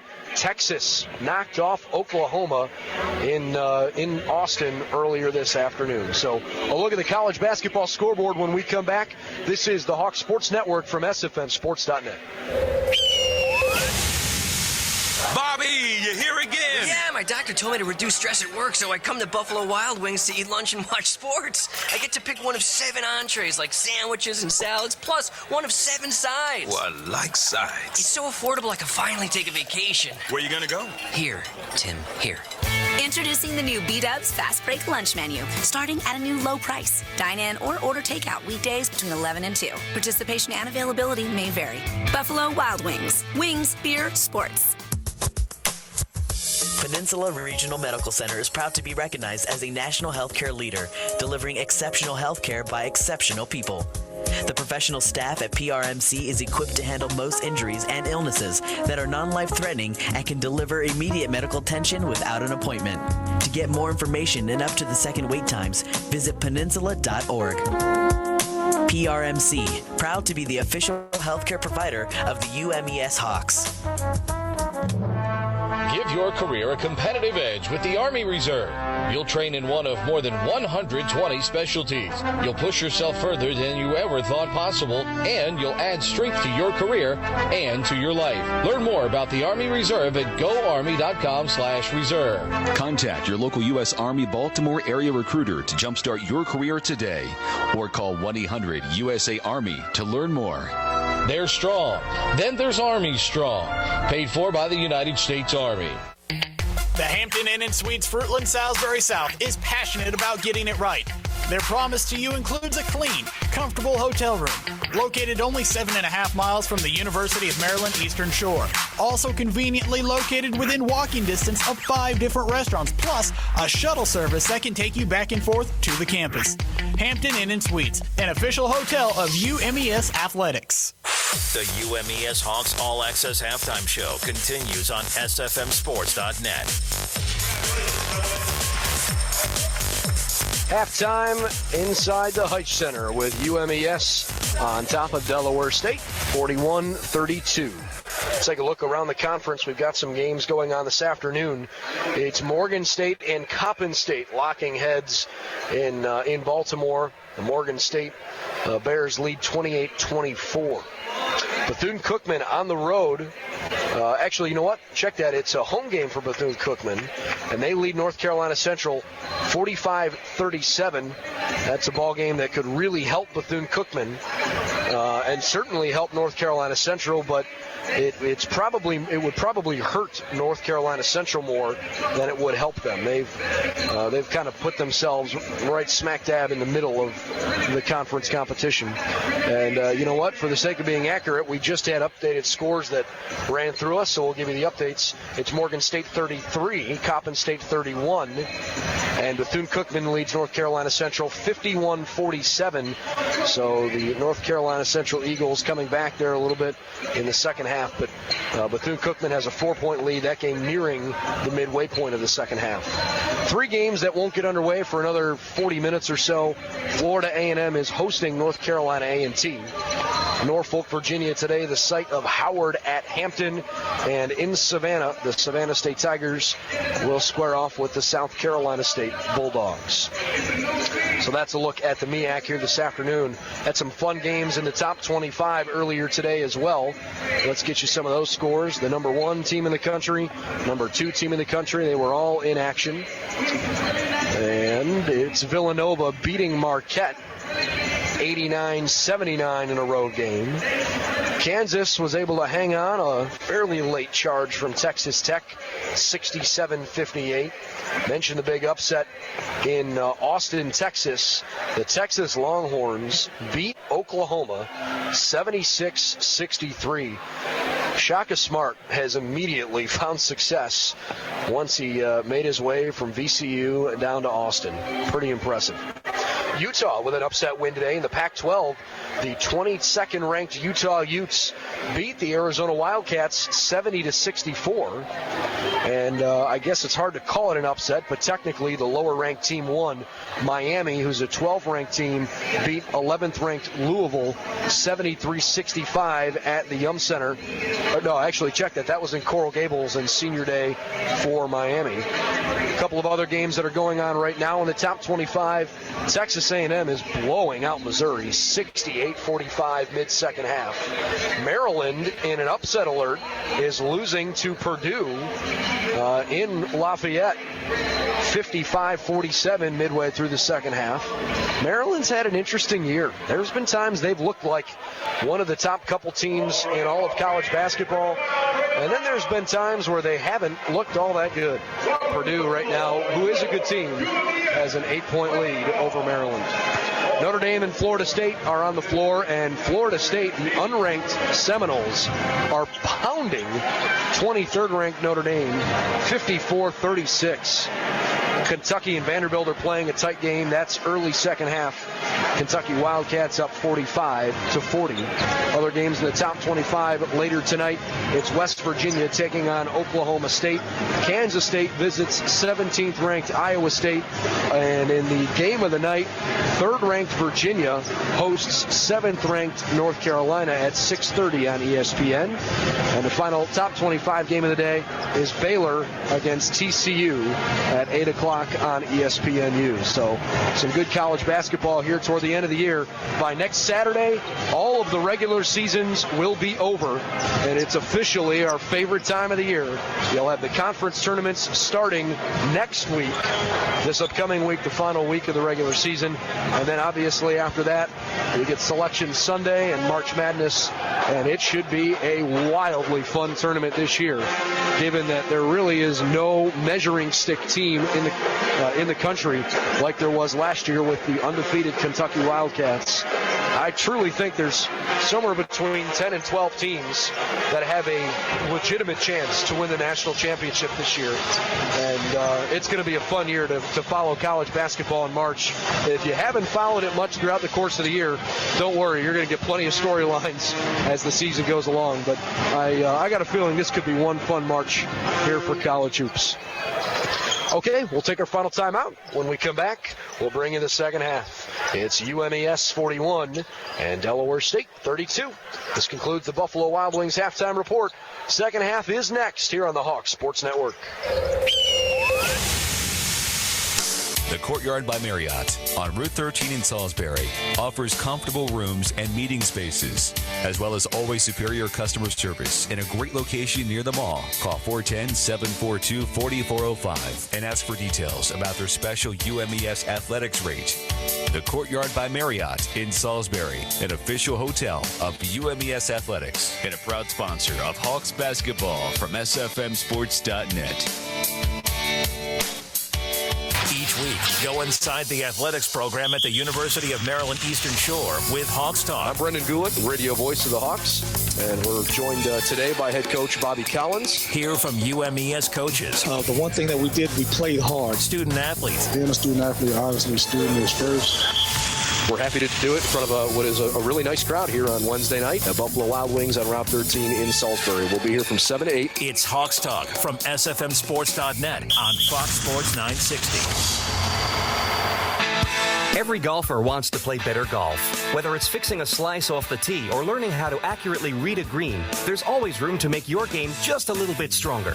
The key to better golf is the best instruction, and Golf Digest is the only place you can learn from the game's hottest pros. Ernie Els, Phil Mickelson, Tiger Woods, and many more. Subscribe today, and for just $14.97, you'll get 12 issues of Golf Digest with easy-to-follow tips and techniques, reviews of top equipment, information on the best places to play, even our quick reference pocket tips in every issue. Order Golf Digest now, and we'll send you a DVD featuring renowned instructor Jim McLean. It's absolutely free with your paid subscription. Learn Jim's favorite drills to help isolate your problem areas and practice plans that will help fine-tune your game.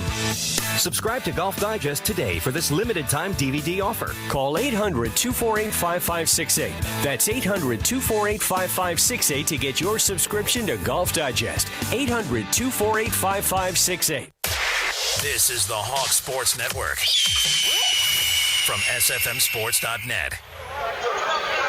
Hope you've enjoyed our coverage of Maryland Eastern Shore basketball this afternoon. It's the Hawks 41 and the Delaware State Hornets 32. Hawks are on defense to start the second half off to our right. UMES quickly traps on the left wing, and we get an offensive foul up at the top of the arc. I think it was. No, it's actually on UMES. I thought it was going to go on DeAndre Haywood. Instead, Mark Seelan. Both wear number 1. Haywood has it on the right wing. He looks to Morgan at the top of the key. Morgan passes left side to Razor. Right back to Morgan, top of the arc. Triple. He got another one. 41-35. He's starting to get hot. 14 points, leads all scorers. Mr. Morgan already 4 threes. Got to keep your eye on him. Peck Seelan now rolling through the right side of the paint. Seelan lost that one out of bounds, and it went off his knee last. All right, so the Hawks lead it 41-35. Delaware State picks it up in the backcourt. The freshman Morgan has been one of the best freshmen in the conference this year, and he is definitely in the running for MEAC Rookie of the Year, an award that Ryan Andino won last season. Mallory sets a screen. Morgan used it, went right, got Copeland on his heels. Passed off to Haywood, back to Morgan, right wing three. That one short. Morgan tried to run down the rebound, saved it just before it went out. Threw up top to Haywood, who goes through the lane with the left hand, put it in from the right side of the paint. 41-37. Delaware State fast out of the second half. Andino has it right wing, and Morgan's not going to let anybody leave him open. Seelan gives to Copeland, backside. Bakari goes hard to the rim, fades away, put it in, and one. Bakari Copeland falling to the floor as he crashed down to the right-hand side and got smoked by Dana Razor. His third, team first. Hawks lead at 43-37. They led by 17 with just over 7 minutes left in the first half. It's down to 6. Copeland hit the free throw. So the lead is 7, 44-37. Mallory tripped over his own 2 feet as he ran across midcourt. Hawks trying to pressure in the backcourt. Haywood is right there, needs some help, and finally calls a timeout. Great defense from Copeland and Peck. A 30-second timeout called for by Delaware State, but it's the first team timeout of the half, and it rolls to a media stoppage. Hawks by 7 with 18:25 left. We'll be back in a moment on the Hawks Sports Network. Consider the cup holder. There's probably one feeling empty next to you right now. No Pepsi, no hope. Just look at it, won't you? All across the country, cup holders are being neglected. Instead of Pepsi, they're being filled with loose change or crumpled up receipts. But you can help. Get a Pepsi and refresh a cup holder's life. Our thirsts are counting on it. In fact, I'm having one right now. That is refreshing. Pepsi, refresh yourself. Refill your cup holder. The Courtyard by Marriott on Route 13 in Salisbury offers comfortable rooms and meeting spaces, as well as always superior customer service in a great location near the mall. Call 410-742-4405 and ask for details about their special UMES athletics rate. The Courtyard by Marriott in Salisbury, an official hotel of UMES Athletics and a proud sponsor of Hawks basketball from SFMSports.net. Hi, this is Bobby Collins, head men's basketball coach of the University of Maryland Eastern Shore Hawks, and you're listening to SFMSports.net. Maryland Eastern Shore by 7, early second half, just over a minute and a half gone by. Hawks are back on defense off to a right-hand side as Delaware State has closed the gap from 17 down to just 7. From the left elbow and now stepping outside the three-point line, Onofade feeds the freshman Morgan up top, and Rivera is all around him. Morgan was denied a driving lane that was clean, so he passed out to Haywood. 2 to shoot. Haywood just gets it off in time, and he put it in. Unbelievable. 44-40. No excuse for that. Rivera has it top of the arc. The Hawks facing their biggest challenge of the day as Rivera sets an illegal screen. Thomas Rivera picks up his first. Not just the biggest challenge of the day, but biggest challenge of the season.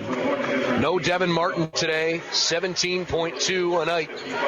Martin, one of the top 5 scorers in the MEAC all season long. He's got 11 20-point games, including 2 30-point efforts. Had a career-high 37 against Central Penn back in December. Martin out with a right knee injury, will probably miss the rest of the regular season. Peck was able to deflect the ball into the corner, and Elliott pulled it away. So the Hawks get it back. Rivera on the left side of the floor with a 4-point lead. Feeds Andino up top. Now to Elliott, right corner. Faces up Joe Lewis. Into the high post. Peck hard to the rim, put it up, and he got hit. Derrico will go to the line. That is the 4th foul on Devon Mallory. Then Mallory is going to have to sit.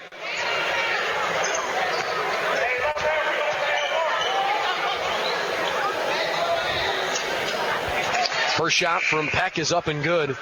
And let's see, they're going to bring Artyom Tavakian off the bench. The sophomore from Moscow. So Mallory has a seat. 45-40, the Hawks by a handful. Peck from the line put it up and missed it short. So Derrico with that free throw has 9 points, 4 rebounds, 2 assists, and 2 steals in his second start of the year. He's played very well. Morgan passes right wing to Haywood. Hawks lost in double overtime in their last game here on this same floor to Florida A&M. Haywood, top of the arc, tried a 3, no good, and Copeland went above the rim to grab it. Hawks are running with numbers 4 on 2. Rivera up the left wing, bounces, no look underneath. Elliott tried to dunk it home, and he got fouled. Dominique is flustered that he couldn't put it in anyways. Hangs his head. In fact, he just slapped his forehead.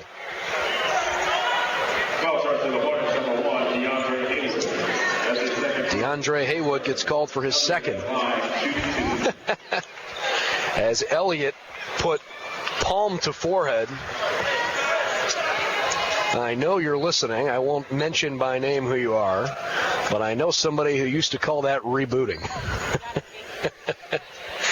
Elliott up and good. 46-40. The Hawks lead it early in the second half. Hopefully Elliott was able to reboot successfully. Second to last home game of the year for UMES. Trying to win on senior day and snap this 5-game losing streak. Elliott split the pair. The rebound is tipped twice. Peck had it underneath, and as he tried to pull it in, it ricocheted off the side of his leg and rolled harmlessly out of bounds. 46-40. 16:50 left in the game. Hawks are going to put on a full court press. It looks like a 1-3-1 diamond zone. Haywood is trapped. Passes over the top of the defense to Tavakian. They'll hand to Morgan, and they break it way too easily. Razor passes to Morgan, top of the arc now. Haywood left wing. Hawks working around the perimeter defensively as Lewis gets a touch in the high post. Bounces into the left corner. Morgan runs it down. Devin back to the top of the arc. 6 on the shot clock. Tries to push off Copeland. Threw it right into Copeland's fingertips. Here they come, the Hawks. They're running up the floor. Right wing, Andino. Catch and shoot 3. Just a little short. Too bad. It was right in rhythm. Hawks by 6 on defense. Morgan needs some help from Haywood. They're not communicating well. Now Morgan has it left wing. Bounces to Tavakian, who wants to drive on Elliott. Pulls up and hits a nice baseline jump shot. Good body control from Tavakian. There was a little contact, not enough for a whistle. 46-42. That's Tavakian's first of the game. Elliott wants the ball in the post. He's calling for it. He'll face up Lewis, skip past Copeland, left corner. Fakes and drives right to the rack, into traffic. Cannot get it to roll, but an easy foul call that time. It goes on Tavakian. Timeout on the floor. 15:38 left in the second half, and Delaware State is easily hanging around. 46-42. This is Maryland Eastern Shore basketball on the Hawks Sports Network. Do you need a break, a getaway? Plan a visit to Hyatt Place Dewey Beach in Delaware. Lay back, relax with your toes in the sand, and unwind to the sounds of the ocean. Please your palate with a delicious meal at Cape Hossa Restaurant on the Bay while taking in the sights of a beautiful sunset. It's time to get away and make that getaway to the Hyatt Place Dewey Beach. Call 302-864-9100 or visit HyattPlaceDeweyBeach.com. Make a lifetime of memories in your own backyard at Hyatt Place Dewey Beach. That's Hyatt Place Dewey Beach on Facebook and Instagram. Peninsula Regional Medical Center is proud to be recognized as a national healthcare leader, delivering exceptional healthcare by exceptional people. The professional staff at PRMC is equipped to handle most injuries and illnesses that are non-life-threatening and can deliver immediate medical attention without an appointment. To get more information and up to the second wait times, visit peninsula.org. PRMC, proud to be the official healthcare provider of the UMES Hawks. Get UMES Hawks basketball anywhere. Listen on your phone with the TuneIn app. Search SFM Sports Channel 2. Well, Maryland Eastern Shore can't let up. This Delaware State team is just flat out a different bunch than the team we saw early in the year that started 1-17, and they didn't beat a Division I opponent until they beat North Carolina A&T in late January. But starting with that win over A&T, Delaware State is 6-4 over their last 10 games. And again, it's just a different team. They're playing with different energy. Devin Morgan is really growing up, and he's going to be an all-conference player in the remainder of his career, no doubt about that. Copeland can't hit the first free throw. Morgan is probably one of the better younger guards in the conference, regardless of class standing. He certainly has made a case for Freshman of the Year in the MEAC. Morgan sits down, and he's going to be replaced for the first time today by Khalil Thomas. Haven't seen him all game, the junior from D.C. Bakari splits the pair from the line. It's 47-42 UMES. But again, they've led this game by 17 points. So they've let it slip a little bit. And they've got to maintain the tough defense without Devin Martin today. Haywood pressed in the backcourt. He gets to Thomas, who crosses over the left wing. Tavakian spins away from Elliott, squares up, and missed from the middle of the key. Maybe a little too quick. Copeland the rebound. Here come the Hawks, right to left in the second half with a 5-point lead. Rivera bounces to Elliott, left corner, inside the perimeter. Tom fakes up top, puts it on the hard court, puts his head down, forced his way to the rim. Two-handed layup up and good. 49-42. Dominique Elliott with 9 points, 3 rebounds, 2 assists, and 4 turnovers today. Thomas lobs at half the length of the floor as Elliott goes crashing into the fans. He is okay. Everybody else appears to be all right, too. Dom almost made a Superman-esque kind of play. That was Jesse T. Williams Sr., who's got his name painted on the court for a reason. One of the all-time greats. And Dominique went head first right into him. And they appear to be all right. Haywood just top of the arc. Looking toward the corner. Tavakian triple. No. Peck the rebound, had it jarred out of his hand and a foul. And it's a good thing there was a foul called, because if there wasn't, it probably would have gone back to Del State. That would have been unfortunate because Ryan Andino was 50 feet ahead of the rest of the team up the floor. Thomas commits his first, team 5th. Thomas, Tavakian, Haywood, Lewis, and Dickerson are in the ball game for Delaware State, who's in their powder blue tops and shorts with red numbers. Elliott dribbled it off his foot in the right corner, but got it back. Found Derek O'Peck. Plenty of time to get off a clean look. Rivera, Andino, and Copeland out there too. Elliott fakes from the right corner, now raises just inside the three-point line and missed. Rebound comes out to a transition play. Here's Thomas feeding Haywood, and an offensive foul. Rivera was set in the middle of the paint, and he immediately was helped to his feet by his teammates with a big old smile. Third foul on DeAndre Haywood. 6th foul on Delaware State.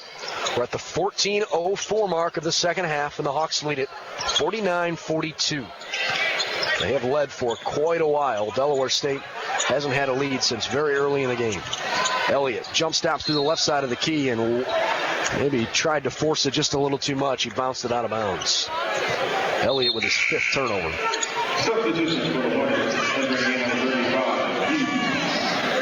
Todd Hughes returns for Del State. DeAndre Haywood grabs some cushion. Delaware State 5-8 in the conference. They've got 2 games remaining after today. Hawks with just 1 left. They're 5-9. Beautiful transition bucket by Joseph Lewis after Tavakian was in that left corner. He has been great for them off the bench. I'd leave him in there all game if I were Del State. Nice backdoor feed from Rivera to Elliott. Dom with a 2-hand jam. Thomas weaved his way through the middle of the floor and found Elliott wide open on the backside of the paint. Hawks back up by 7, 51-44. Here's Lewis outside the top of the three-point line. Passes into the left corner. Hughes can't find a driving lane. Lewis walks his way over, sets a screen. Hughes tiptoes the line, back to Lewis. Jump stop in the paint and missed it on a runner from the left side. The ball goes out of bounds, back to the Hawks. All Devin Martin can do is nervously bite his fingernails. We also haven't seen Shane Randall one time all game. Randall has been sitting next to Martin. Shane was not a scratch as Copeland went hard into the paint. He gets up okay. We were not told of a Shane Randall injury. He's in his uniform, is available to play today, but coach's decision has not gotten on the floor. So the first personal foul just called on Eric Dickerson, and that's the 7th foul on Delaware State. So the Hawks are in the bonus for the final 12:51 of the game. UMES has only committed 2 fouls this half. Copeland from the line, and it did not go. You could tell that out of his hand. Didn't look good. This was a comfortable lead a little while ago, and now kind of has you a little nervous. Second one up. That one didn't go either, but Derico Peck crashes the offensive rebound. Whenever you need him, Derico Peck is there. He's like your local State Farm agent, right? Outside the left top part of the key. Elliott tried to circle through, lost the handle as Lewis poked it away. Here comes Delaware State. Thomas on the left wing looks against Rivera. He'll pass off. Hughes passes over the top of the defense. A leaping catch in the corner from Dickerson. Dribbles back to the right wing. He's open for a minute. Feeds up top. Thomas runs the point. Looking toward the left corner. Tavakian wants it. Doesn't get the pass. Instead, bounce pass to Hughes. Mid-range jump shot, right wing, good. 12:05 left in the second half. And these teams have basically played a back and forth, either 5-point or 7-point deficit the last 5 minutes, it feels like. Hawks by a handful, 51-46. Rivera slicing his way into the key. Finds Andino, who fakes for 3. Goes back to the top of the arc, 10 to shoot, and Thomas traveled. Okay. Hawks get a timeout on the floor, and they'll try to reset. Media timeout, 51-46. Hawks with 11:44 to go. You're listening to Maryland Eastern Shore Basketball on the Hawks Sports Network. Delmarva Power has 2 new ways for customers to save money and energy this summer. There is always something on in our house. Washer, dryer, and in the summertime, the air conditioner. The Peak Energy Savings Credit is a hands-on way for all customers to save money and energy. When a peak savings day happens, make simple changes like waiting a few hours before doing laundry, using a barbecue grill, and more to earn bill credits. We'll even notify you the night before a peak savings day so you'll be ready to save. I'm always looking for ways to save. Energy Wise Rewards is the automatic way for customers to save money and energy. Automatic works for me. On a peak savings day, your central air conditioner or your heat pump will be automatically cycled off and on for short periods. And the difference in temperature is just a few degrees, so you can stay comfortable. So sign up and get started saving today. We know that people want to save. Visit delmarva.com/peak to learn more. This is Hawks basketball from SFMSports.net. Maryland Eastern Shore with a 51-46 lead. Their largest lead of the game. They were up 33-16 on Mark Blackman's jump shot with just over 7 minutes left in the first half. But Delaware State has definitely climbed back in from that point moving forward. It's a 17-point lead. Hawks by 5 at the moment. No Devin Martin today. If you joined us late, Devin will miss today's game and Thursday's game with a right knee injury. He's going to try to get ready for the MEAC Championship Tournament. Lewis in the keyhole. Passes to Thomas right wing into the corner. And Dickerson comes back up top. Eric Dickerson, A-R-I-C. And he throws it away. Cross-court pass. No relation to a great football player. Coach Collins crinkles up a piece of paper, tucks it back in his pocket.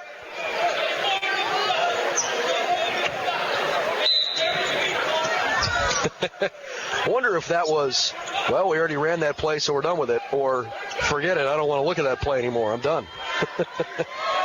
Elliott passes to Copeland in the left corner. Bakari drives the baseline right into traffic and missed it. Peck tried to grab the offensive rebound, but he didn't have good positioning. Instead, Hughes was there to pull it away. UMES up by 5 with 11 minutes to play in the ballgame. Delaware State on the road trying to win for just the second time in their last 8 games. As Lewis goes to the rim, finger roll good. 51-48. And it's getting a little quiet inside this building. Copeland with his foot on the three-point line in the right corner decides to dribble left-handed back toward midcourt. He'll hand the ball to Rivera. Thomas gets a screen from Peck, passes to Copeland. Bakari to Blackman in the left corner. Now Elliott, who spins in the low key, put it up and was fouled from behind. Joseph Lewis with a foul, his second. Hawks are in the bonus, so they may as well just keep pounding away inside the paint. Though UMES on the men's side, unfortunately, has the same problem today that the ladies had earlier this afternoon. Neither team is shooting well from the free throw line. Elliott's first shot missed off to the left. Ryan Andino comes back. The Hawks are 9 of 17 from the free throw line. That's not going to get it done. Elliott with 11 points, 3 rebounds, 2 assists, but he's given it away 6 times this afternoon. It's a season high for him. And he splits the pair from the stripe. Hawks are up 4, 52-48 with Andino, Blackman, Rivera, Peck, and Elliott on the floor. Thomas in the backcourt, double teamed. He's on the left wing, circles back around. He runs around the defense. And I think we've got a foul on the Hawks. Yep. Jericho Peck taps his chest. Whatever he did, he'll take the blame. His first, team third. Dickerson on the left wing, dribbles into trouble. Andino almost poked it away up top. Instead, Thomas zigzags his way into the left corner. Thomas double teamed in that corner. It's jarred loose in the paint, and Blackman comes away with it. Mark has full possession of the ball and then is fouled as he spun through 3 different defenders who were begging for a travel. No goal. I think we got immediate timeout on the floor, right?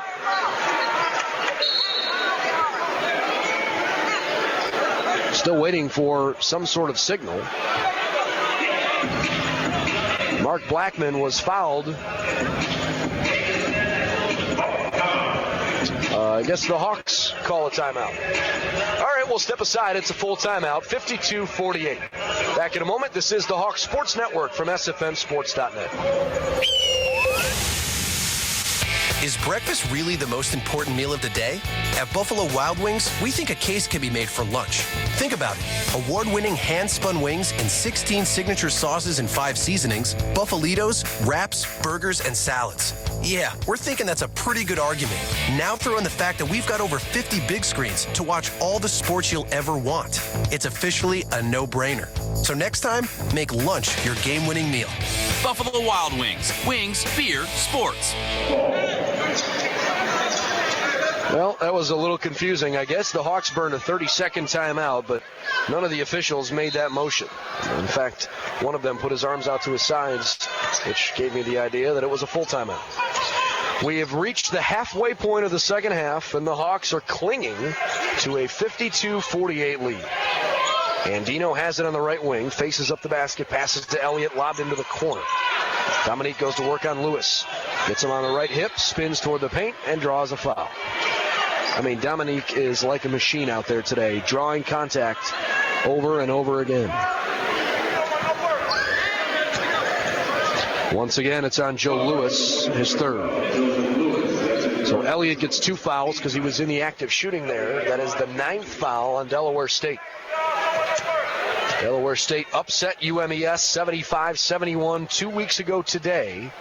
Elliott's first free throw is up and good. Maryland Eastern Shore trying to avenge that loss with both teams last year winning the road game in the series. Elliott shimmies the shoulders, puts it in from the stripe. 54-48. Dominique hit them both as Copeland comes back in for Jericho Peck. I think the Hawks, without Devin Martin early in the game, were running on adrenaline. Now You're starting to realize how much they miss him. Into the forecourt and into a big press. Turnover up top. The Hornets couldn't handle it. Blackman decided against risking going right to the hoop. So he bounced into the corner toward Copeland. And it's out of bounds off the Hornets. UMES at one point was shooting 64% in the game. They're now at 56%. They only hit 6 of 13 three-pointers. Just 0 of 1 in this half. Elliott turnaround fadeaway from 10 feet left wing missed. Hawks by 6 on defense as Tavakian gives a give and go.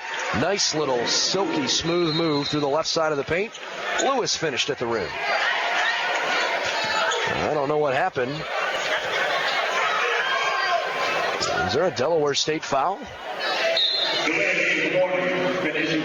Nope, it's a delay of game warning. And it's on Joseph Lewis. Okay. Let's reset the floor for you. Morgan, Haywood, Tavakian, Dickerson, and Lewis are in the game now for the men in blue. Andino, Rivera, Copeland, Blackman, and Elliott for the Hawks. We're at the 9-minute mark with the Hawks up 54-50, shooting off to our left. Rivera dribbling in the right wing. The junior point guard from New York trying to step up and make some big plays here late. Thomas Rivera looking around, dribbling right-handed left wing. 7 to shoot, finds Elliott, who races to the rim and lost the ball. He got called for a travel. Interesting. I don't know about that one. So Elliott, you can add another turnover to his line. That's 7 giveaways for Dominique by himself. Very unlike him today. Tabaki in a left corner 3 in transition. Missed it. Rebound tipped twice before it finally goes out of bounds off a Hornet. Haywood couldn't bring it in clean. That was a lucky break. Tavakian got a great look in the corner. He's only got 2 points, but he's played 9 good minutes off the bench. 14 for Devin Morgan and 14 for Dominique Elliott. Those are game highs. 12 for Ryan Andino. 9 for DeAndre Haywood, who's got 8 in the second half.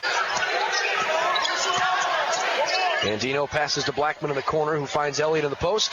One dribble and a 2-hand jam. Good ball rotation by the Hawks. 56-50. UMES back on defense off to our right.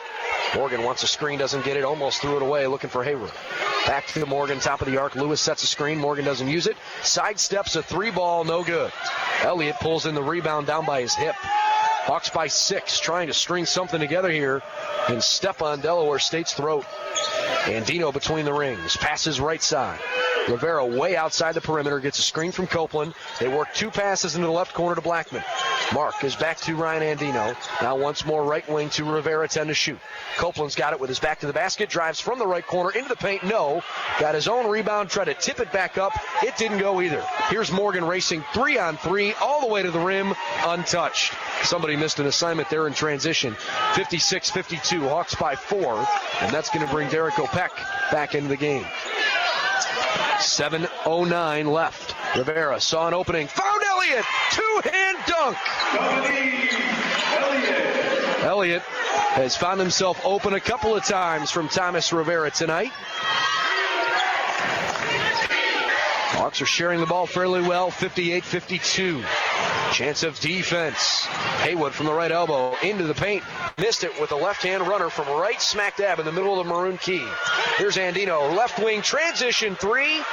Too long. Had 12 points in the first half. Andino zip in half number 2. Lewis and Elliott bumping on the baseline, no call. Here's a Dickerson 3 left corner. That's too strong. Out to Tavakian, who definitely traveled, but no call was made as he went falling through the paint. I mean, that was a blatant travel call. 58-52, UMES with 6:15 to play. Left wing, Rivera has it. They'll give into the corner. Elliott holds over his head and lobs it with one hand back to Thomas Rivera, left wing. 7 to shoot. Thomas gets a screen from Elliott, goes toward the left corner, circles around, 4 to shoot. Steps back, 3-ball coming. It's up and good, and 1. How about that? A 4-point opportunity. He got pushed by Joe Lewis, his 4th. The big 6'9" junior forward tried to leap up and block the shot, and instead Rivera, who was wide open, confidently put it through, and he's got a chance for a 4-point play. 5:58 left in the game. And I think there's a timeout on the floor. This should be our under 8 media stoppage, and it is. Hawks 61, Hornets 52. Back in a moment here on the Hawks Sports Network.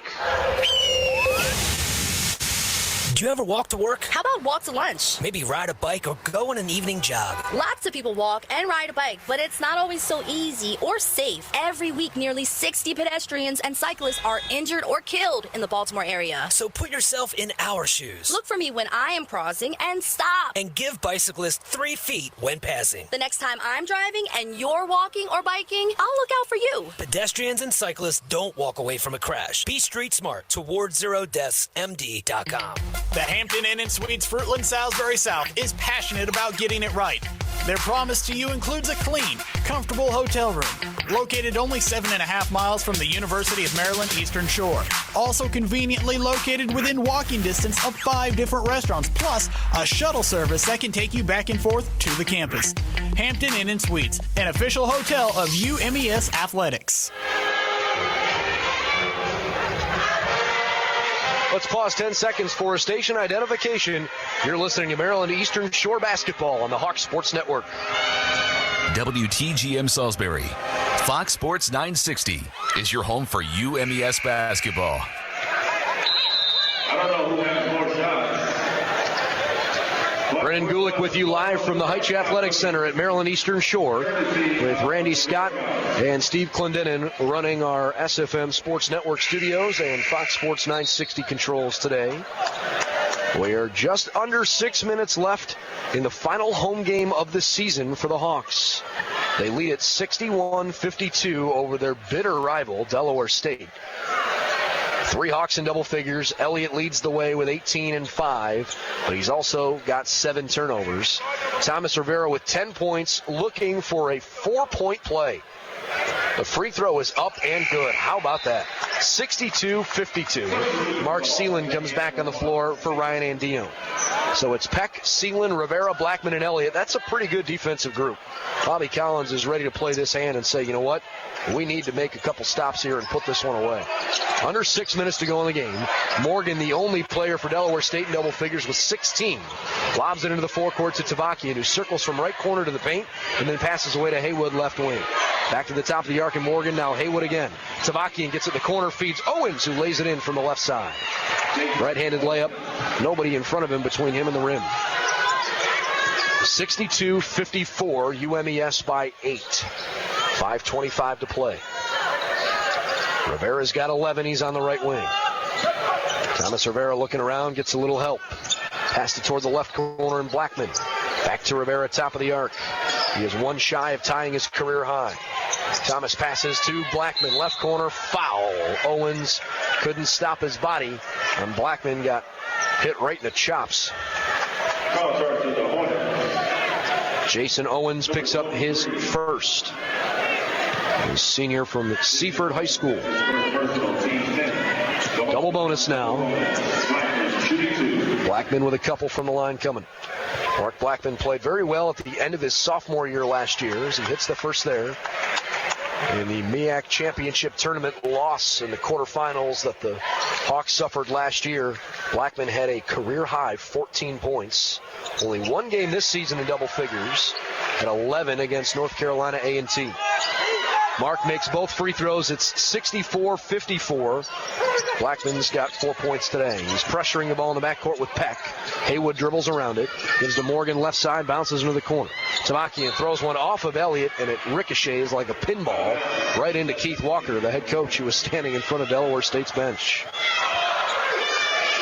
It's the Hawks by 10 with just under 5 minutes left in the game. UMES ladies won earlier today. It was their 5th straight win. The Hawks on the men's side are trying to snap a 5-game losing streak. We'll see if the Hawks can come up with a clean sweep of the Hornets today. Working from the top of the key, Owens bounced toward Tuvaki in low post, and it went off a Hawk out of bounds, 8 to shoot. So a baseline inbound coming. 2 weeks ago, the ladies and men split games in Dover. Lady Hawks won as Rivera commits a foul with 7 on the shot clock. Lady Hawks won, but the men's team lost. Rivera picks up his second personal, shot clock resets. So today, if the men could win, then UMES would go 3-1 in the regular season against their rival Delaware State. And there was a clock malfunction. It did not start ticking down. Coach Collins has left the tie on all game. His jacket's still buttoned up. Nice pocket square on the left side of his black suit coat. Thin pinstripes, a classic Bobby Collins look. Keith Walker, no tie, but he's got a gray suit coat on. He's had it on all day. Trying to adjust the clock here. I think they're trying to take 1 or 2 seconds off of both the game and shot clock. And they've got it ready to go. 4:44 to play. Sideline inbound for Delaware State. Morgan needs some help. Lobs it backside of the formation. Haywood pulls it in deep forecourt. Pass into the keyhole. Owens through the left side of the paint, picks up his dribble, forced it up, but I think he commits an offensive foul as he pushed off Elliott. Sure did. Jason Owens just committed his second foul in, about 30 seconds of game time. Ryan Andino comes back in for Mark Blackman, who will sit on the end of the bench. Offense for defense there. No Devin Martin today, and the Hawks have a 10-point lead. That's impressive. This has definitely been a better look than the Hawks have shown the last 3 weeks during this losing streak. Their last win came at home against Hampton when they beat the number 1 team in the conference. Just their first win against Hampton since 2000. Seelan with 10 to shoot on the left wing. Threw it to the left side, got a deflection back. 6 to shoot. He makes his way to the high post, circles around through the right side, high off the glass, and it went in. Hail Mary, full of grace. How did that go down? 66-54. 4 minutes to play. Morgan just right of center. Passes toward the left corner. Owens looking into the paint, finds Haywood. Great feed. Owens gets a nice assist as Haywood finished with the dipsy-do right-handed layup. 3:47 left in the game, and a timeout on the floor. 66-56, Maryland Eastern Shore trying to close out their rival Delaware State. Back in a moment. This is the Hawks Sports Network from SFMSports.net. The Mid-Eastern Athletic Conference. 13 institutions, all striving as one to excel in the classroom and on the field.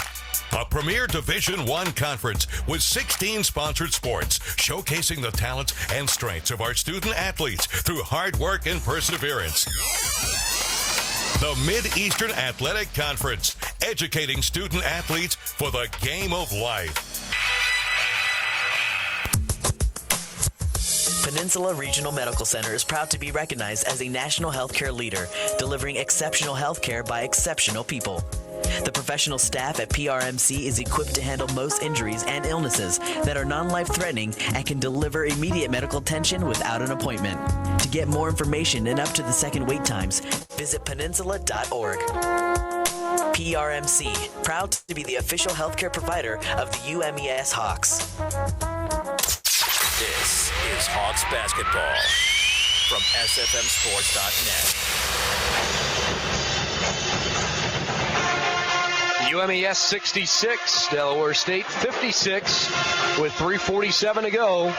Maryland Eastern Shore had a 17-point lead toward the tail end of the first half. It was 7 minutes left in that first half, and they led 33-16. And Delaware State was able to cut it all the way to 1 a couple of different times. But Delaware State has never taken the lead back. The Hawks have built it back up to 10 and really have done a nice job here at home. I'm very impressed with the way the Hawks have come out today, especially right out of the chute offensively. I mean, they came out firing, and they really haven't cooled down much. Andino got off to a hot start, hasn't done much since then. He's in the forecourt. Elliott, Seelan, Rivera, Peck, and Andino are out there. 3:30 left in the game. Peck has it right side, well outside the three-point line, 10 to shoot. Found a crease, went to the paint, stopped, put it in. Nice job, Derek O'Peck, to stop on a dime, and then with his opposite hand, floated up and over the front of the can. 68-56 Hawks. Tabaki to the right corner with a fake and a drive and a kickback, trail pass, 3-ball. Haywood, no. A putback dunk attempt was bobbled by Owens. He regathered and then missed the layup. Seelan the rebound. Hawks pushing 3-on-2. Mark Seelan slows up for just a moment, and he lost the ball as it bounced back toward Thomas Rivera. Under 3 minutes to play in the game, the Hawks lead by 12. Rivera has it between the circles. Surveys the man-to-man defense. Elliott says, okay, pass to me and then run the other way. Dominique holds it at his left hip. Decides to pull up for three. Elliott bricked it long. Peck couldn't grab the rebound out of the air. Delaware State goes the other way. Morgan, behind the back dribble at 2/3 court. Gets a high screen from Tavakian, used it, rolled right through the left side. Up and one. That was ridiculous. Devin Morgan is just so under control. If you wouldn't have told me he was a freshman, I never, ever would have guessed. A very impressive young player. I think Morgan may have hyperextended his arm just a little bit. He's clearly nursing his left elbow. Kind of flexing his hand a little bit too, opening and closing his fist. There's 2:27 left in the game. Morgan goes to the free throw line. He's got a sleeve on his left arm. I know he steps back away from the free throw line and steps back to it. One free throw coming for the freshman point guard. And he made it. Hawks by 9, 68-59 here at home. 2:27 to play. Peck will inbound as the team lines up in a line formation across the foul line. And a foul in the backcourt will send Elliott to the free throw line. That wasn't a good foul. Goes on Devin Morgan, his first. You almost wonder if he did that because he wanted to check out. But he stays on the floor, so I don't really have a good explanation for that. It was sort of a touch foul for Morgan. Elliott will shoot 2 for the Hawks. Dominique's hit 6 of 9 from the line tonight. 18 points, 5 boards, 2 assists. And add to his point total. 19 for Dom. He's had 23 twice this year. That's a career high for him. One shy of another 20-point game. 69-59 UMES. Elliott takes his time from the stripe. Puts it up. And good. Elliott has 20. He's had a few 20-point games this year. Again, twice he's had 23. He's had 21 twice. No, check that. Yeah, 21 twice, 20 once. So this is his 6th 20-point game of the year. Through the right side of the paint, a blocking foul called on Rivera after he'd already come up off the paint. That was a very delayed call. I'm not going to say it was a bad call. I think it was a blocking foul by Rivera, but it was like he swallowed his whistle and couldn't spit it back out. Rivera picks up his 3rd. Hawks with their 6th foul as a team. It's 70-59 with 2:14 left. And Devin Morgan has 2 from the line. He's already got 19 today. Morgan's first free throw sat on the rim and fell off. Everybody acted like it was a 1-and-1. I thought it was a shooting foul. I don't think that was really even in the question. Everybody's getting together and talking about it. I thought right from the get-go that should have been 2 fouls or 2 shots. I guess not. So the Hawks are going to get the ball back. Okay.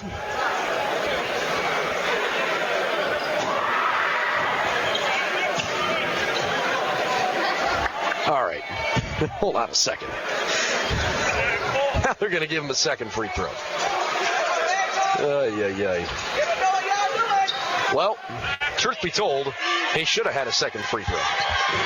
It's up and good. 70-60. Let's just play basketball, huh? 2:13 left in the game. Peck will inbound for the Hawks. He's on the baseline.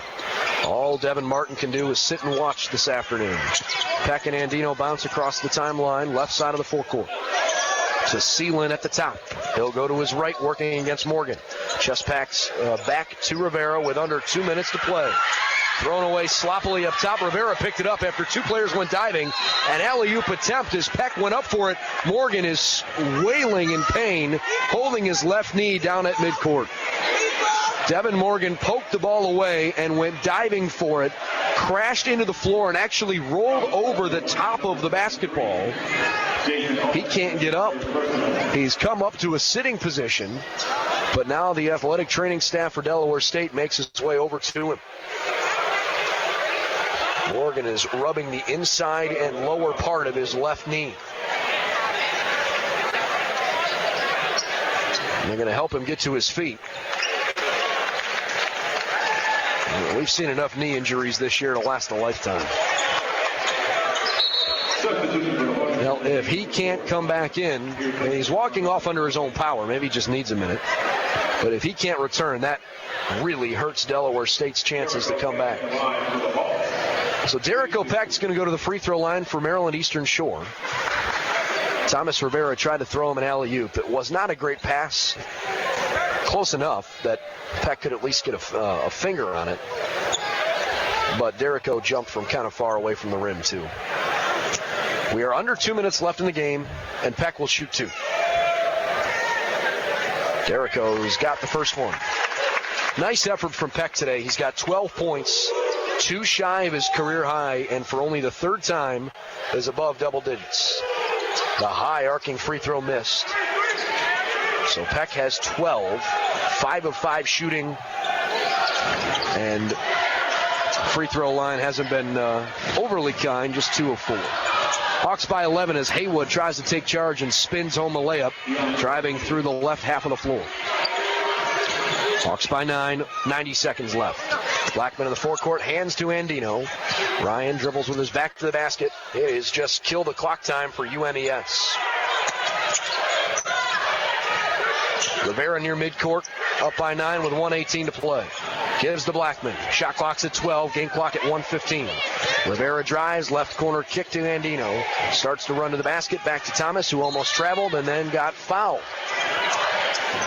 Delaware State has just broken down defensively, just not quite enough. As hundreds of fans are waving the fly swatters that they have, that they've given out to fans today, although they're not fly swatters today, they are Hornet swatters.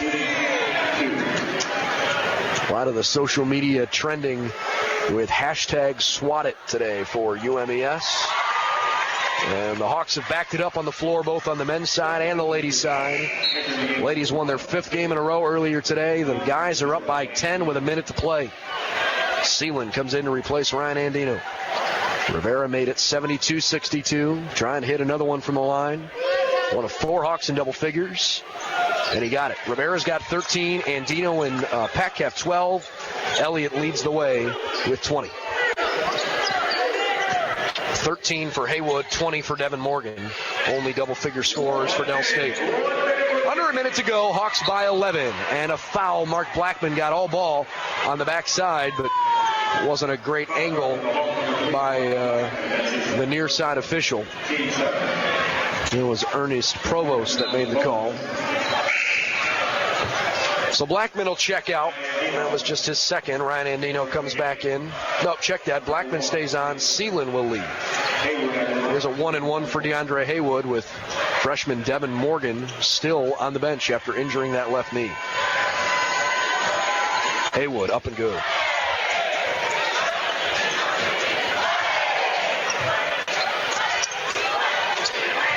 Haywood taking his time, the left-handed dribble a couple times.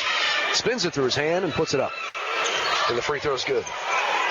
Top free throw shooting team in the conference has done well today. 73-64, though, the Hawks by 9. Elliott near midcourt, spins to the sideline to get into the front court, and gives to Rivera up top. Thomas with a 9-point lead and just 45 seconds to play, goes to the left wing. Hawks trying to just run the clock down. Elliott near midcourt, back to Blackman, left wing, 10 to shoot. They have to throw it up top, and a foul called on Haywood, who played good defense for the most part, but got over-aggressive and bumped Rivera. Haywood commits his fourth. 35.2 on the clock. So that is provided that Delaware State doesn't come up with something miraculous. They're going to fall to 5-9 in the conference and 7-22 on the year. Rivera misses the free throw. The Hawks should climb to 6-9, and they'll go to 9-21 on the season. Thomas Rivera missed the first. Here goes the second one. Count that one. Hawks by 10 as Sealand comes back in for Rivera. One game left in the regular season for the Hawks. It's Thursday at Morgan State. Delaware State has to go to Hampton on Monday, and then they will come home and play Coppin State to close the year on Thursday. Through the left side of the floor, and a foul as Elliott went up to try to block Haywood. Dominique helps him up and taps him on the back. He didn't mean to hit him, but did. And the crowd is starting to file out. 74-64, Maryland Eastern Shore with 27 seconds to play. Haywood just trying to pad the stats, and it's in.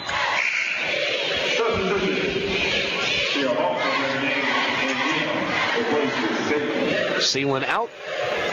Blackman, Andino, Rivera, Elliott, and Peck are in. Haywood missed the second free throw. Tip to Elliott on the rebound. Dominique pulls in his 6th rebound of the game. He'll bring it over the forecourt. Midcourt stripe on the right wing. And he calls a timeout. We only got 18 seconds left, and the shot clock is off, and the Hawks call a 30-second timeout. Well, since that's the case, let's pull up the MEAC scoreboard here on ESPN, and since this one is pretty much in the books, we'll give you an update from around the conference. Overtime. Coppin State is trailing Morgan State 72-68. Bethune-Cookman beat North Carolina Central 69-61. Andino takes the inbounds pass, and he'll just hold it. In fact, doesn't even have to dribble it. So Maryland Eastern Shore snaps a 5-game losing streak with an impressive win at home, beating Delaware State 74-65. They had an early game lead of 17 points, and Delaware State fought all the way back to cut it to 1 a couple different times, but they never took the lead back. And the final score tonight is UMES 74, Delaware State 65. So just one game left in the regular season at Morgan State before the Hawks make their way to North.